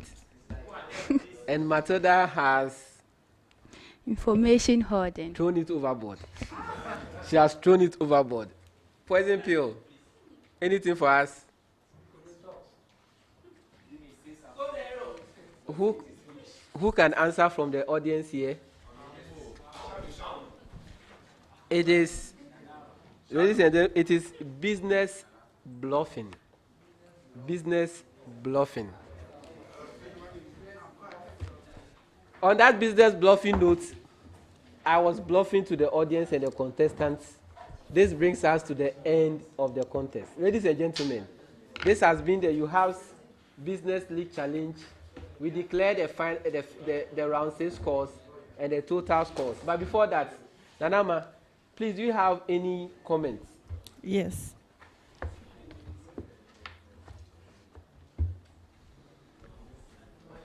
Nanama. So, we have a lot of comments, and I'm sure the viewers and listeners can attest the fact that being on the hot seat isn't easy at all. Because when Ima came to sit on the hot seat, he wasn't talking. But then at the back there, I heard him say fiatai like that. Yeah. So it means being on the hot seat isn't easy at all. So let's quickly go to Facebook and read some comments there. Ankara Abednego Richard says, I have a lot to learn. Optimist says, hashtag swagger is with you, Ernesto, let's go. Optimist again says, age doctor, the 6-1 would have come on if Onana was in the goal post. Obed Sedansu says, greetings to CA Danny, Mr. Marcus, King Success, and the world leader. He also says, hello Nanama, how are you doing? Obed, I am so good. Thank you for asking. He also says, part of me, Wayo. Strive hard, you can do it. He says they can't do you. Please write your comments well. I'm finding it difficult to read it out. Al Hassan Extra Traule says, I'm impressed with the number of ladies on stage. Kudos to UEW for promoting gender inclusivity in their quiz team. Richmond Obin says, more fire, white belt. Nanaba McDonald says, Ose guy we pan. Beatrice Amewo says, heat, poison pill. She also says, poison pill doing the most. Obed Sedansu says, I am proud of you, Mama Tilly. He also says, be bold and talk, my boss, Albert Amenin. He again says, Eunice, don't be down, more fire. Anchor Abednego Richard says, grand finale indeed. Obed says, 2 more to do more teams. Obed again says, my boss, Blay, I greet you, still hope for you. Nanaba McDonald says, poison pill, 60.02, white belt, 55.24, black knight, 39.52. Ezekiel Lionel Davidson says, it's Dream Boy, and I'm watching you live from Cape Coast. I like your composure, Mr. Blay. I wish you all the best. With the steez and composure. Janet says, Ernest, your kiss awaits you. She also says, I love you, Ernest. Richmond Edu Ado says, Al Hassan Extra Trawile, Mr. Gajo di Asembeba. Janet again, love of my life, Ernest. Obed says, Miss Janet, it's okay, why? Indeed, it's okay. Nilai says, let the single breathe. Janet says, Papayron and my husband, Ernest, dinner nights await you guys. She also says, I can't wait to hug you, Ernest. Obed Danso says, Madam Janet, we know about this. Why? Stop repeating it. Richmond Eduardo says, riddle round, my favorite round. Who takes the trophy? Nilai says, 10 riddles. Beatrice Amewo says, so proud of you guys. Hashtag poison pill. 2 p.m. says, go there, Aaron. Beatrice Amewo says, at this point, poison pill is the best. Optimist says, all right, Aaron and the poison pill team. He again says, Ernest Wayo, Ernest Wayo, you are a champion. Alhassan Extra Chaule says, wicked quiz master, see winding riddle questions. Janet says, poison pill more. Asantua Paulina replies to Alhassan Extra Chaule, calling him wicked means too harsh, seems too harsh.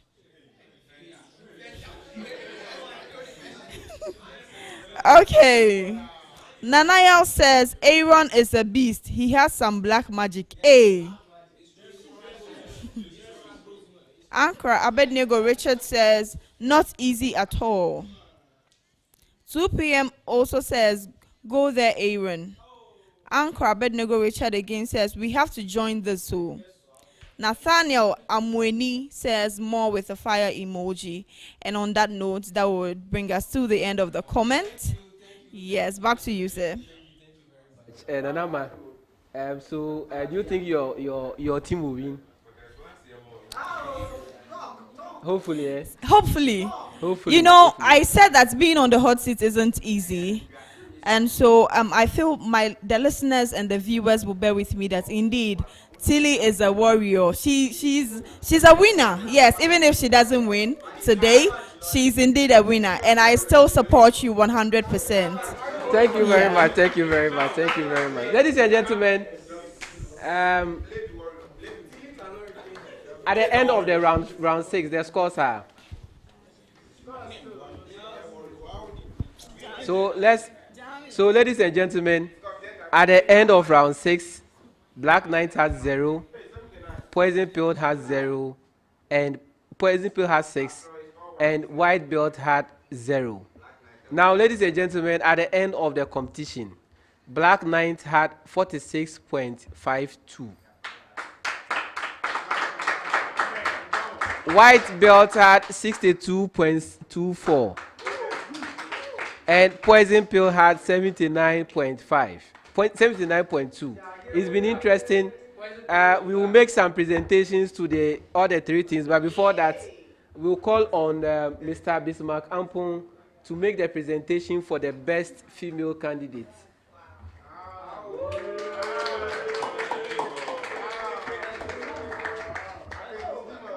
Mr. Bismarck Ampon, please come and join us, make the presentation to the best female candidate. And this is going to Matilda Apenten.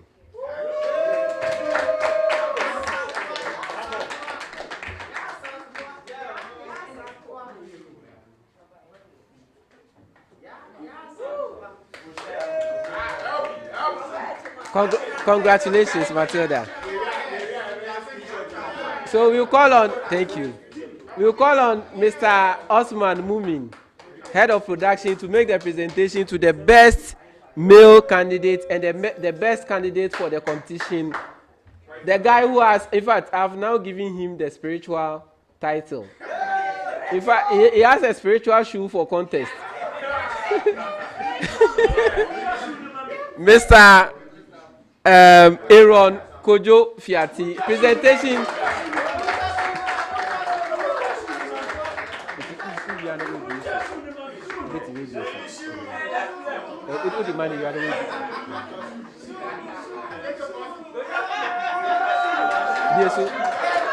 Osman Biesumano. Osman Biesumano.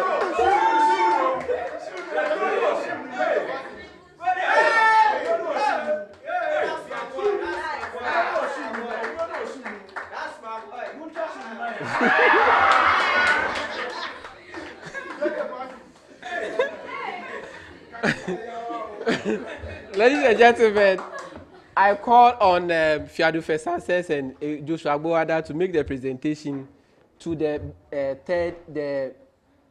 third team. That is Black Knight. So Aaron and Success. So the contestants for Black Knight, come and take your medals.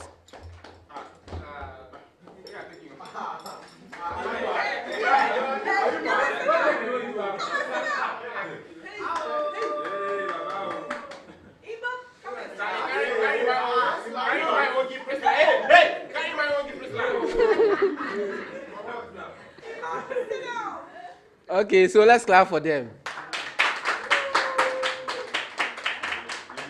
So I'll call on Marcus Obuade Tete to make the presentation to white belt.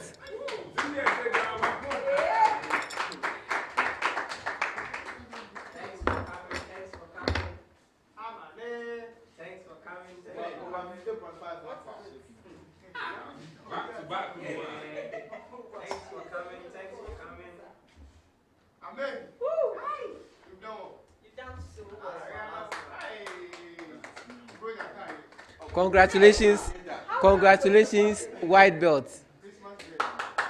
You can take your seat. So I call on Mr. Daniel Donko to make the medal presentation to the champions.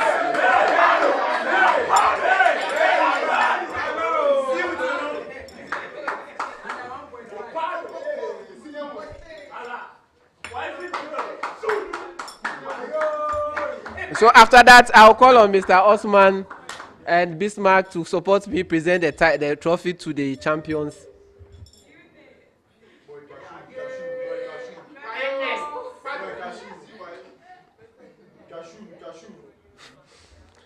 Okay, so on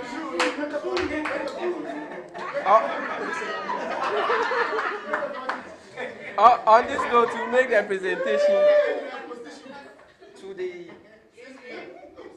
so this Osman and Nana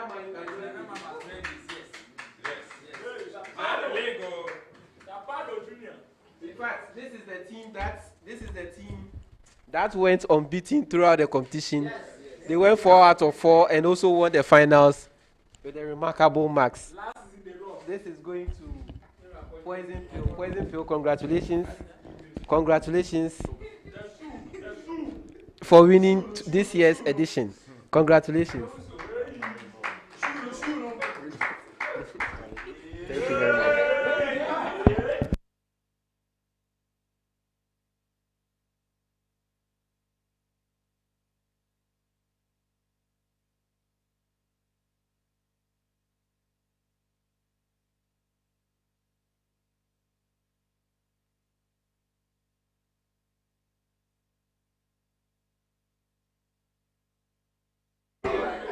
Okay, ladies and gentlemen, it's been fun, it's been interesting, and it's been interesting.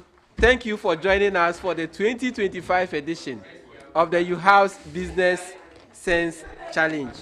This was a league contest. You are reminded that next semester we are going to have interdepartmental competition, also going to be a league contest, and the winners will be declared accordingly. But before we go, you cannot just stay home without answering questions. I have a last radio for you. So you can take, and anybody who gets it correct will get, the first person to answer correctly will get an award from us. So radio to the audience. The contestants, you are free, you can also observe. Riddle number 1. I'm a type of supply chain that originated from advanced supply chain theories aimed at achieving maximum logistical efficiency. 2. I align procurement, production, warehousing, and distribution channels into unified framework, ensuring a reliance system capable of adapting to economic shift and market volatility.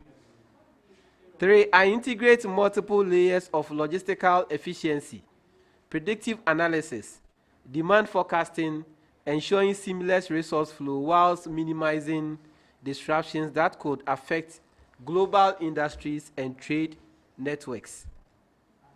You want to answer? 4. I optimize cost reduction, risk management, supplier collaboration by leveraging on digital transformation, allowing businesses to enhance visibility. And 5, I leverage on automation, AI-driven analytics, blockchain technology to enhance transparency, reduce inefficiency, and maintain product quality across complex logistic ecosystem. Ladies and gentlemen, who am I? Nanama, have you got any response? No. Okay, audience in-house, what is the answer? Nanama, do you want to answer it? Okay, ladies and gentlemen, this has been this has been the Uewabs Business League competition 2025, brought to you by Radio WINDB 98.3 and all the department from the School of Business of the School of Business. We thank the Uewabs Business Association, the University of Education Uewabs Business Students Association for their continuous support. We also want to thank the student body that made this possible. We thank everybody involved, the production crew led by the executive producer, Mr. Collins Awuku. We also have Mr. Osman Mumin, Mr. Bismarck Ampon, Benedict Techi, Abraham Caesar, Ronaldo Jansi. We also have Edmond Fuga, Miss Nanama Nyakun for always being here with us. We thank the team of question setters for helping make this lively show. I thank all alumni of University of Education Iba. I also want to thank the national quiz champion, Dr. Alassane Traoli, for always making time to make inputs and also help us shape the lives of these young ones. I thank everybody for joining us. Until we meet again, this has been your quiz master, Samuel Gameligajo. Don't do what we didn't do. Go into the exams, learn, and you'll be rewarded accordingly. Stay blessed. Bye-bye.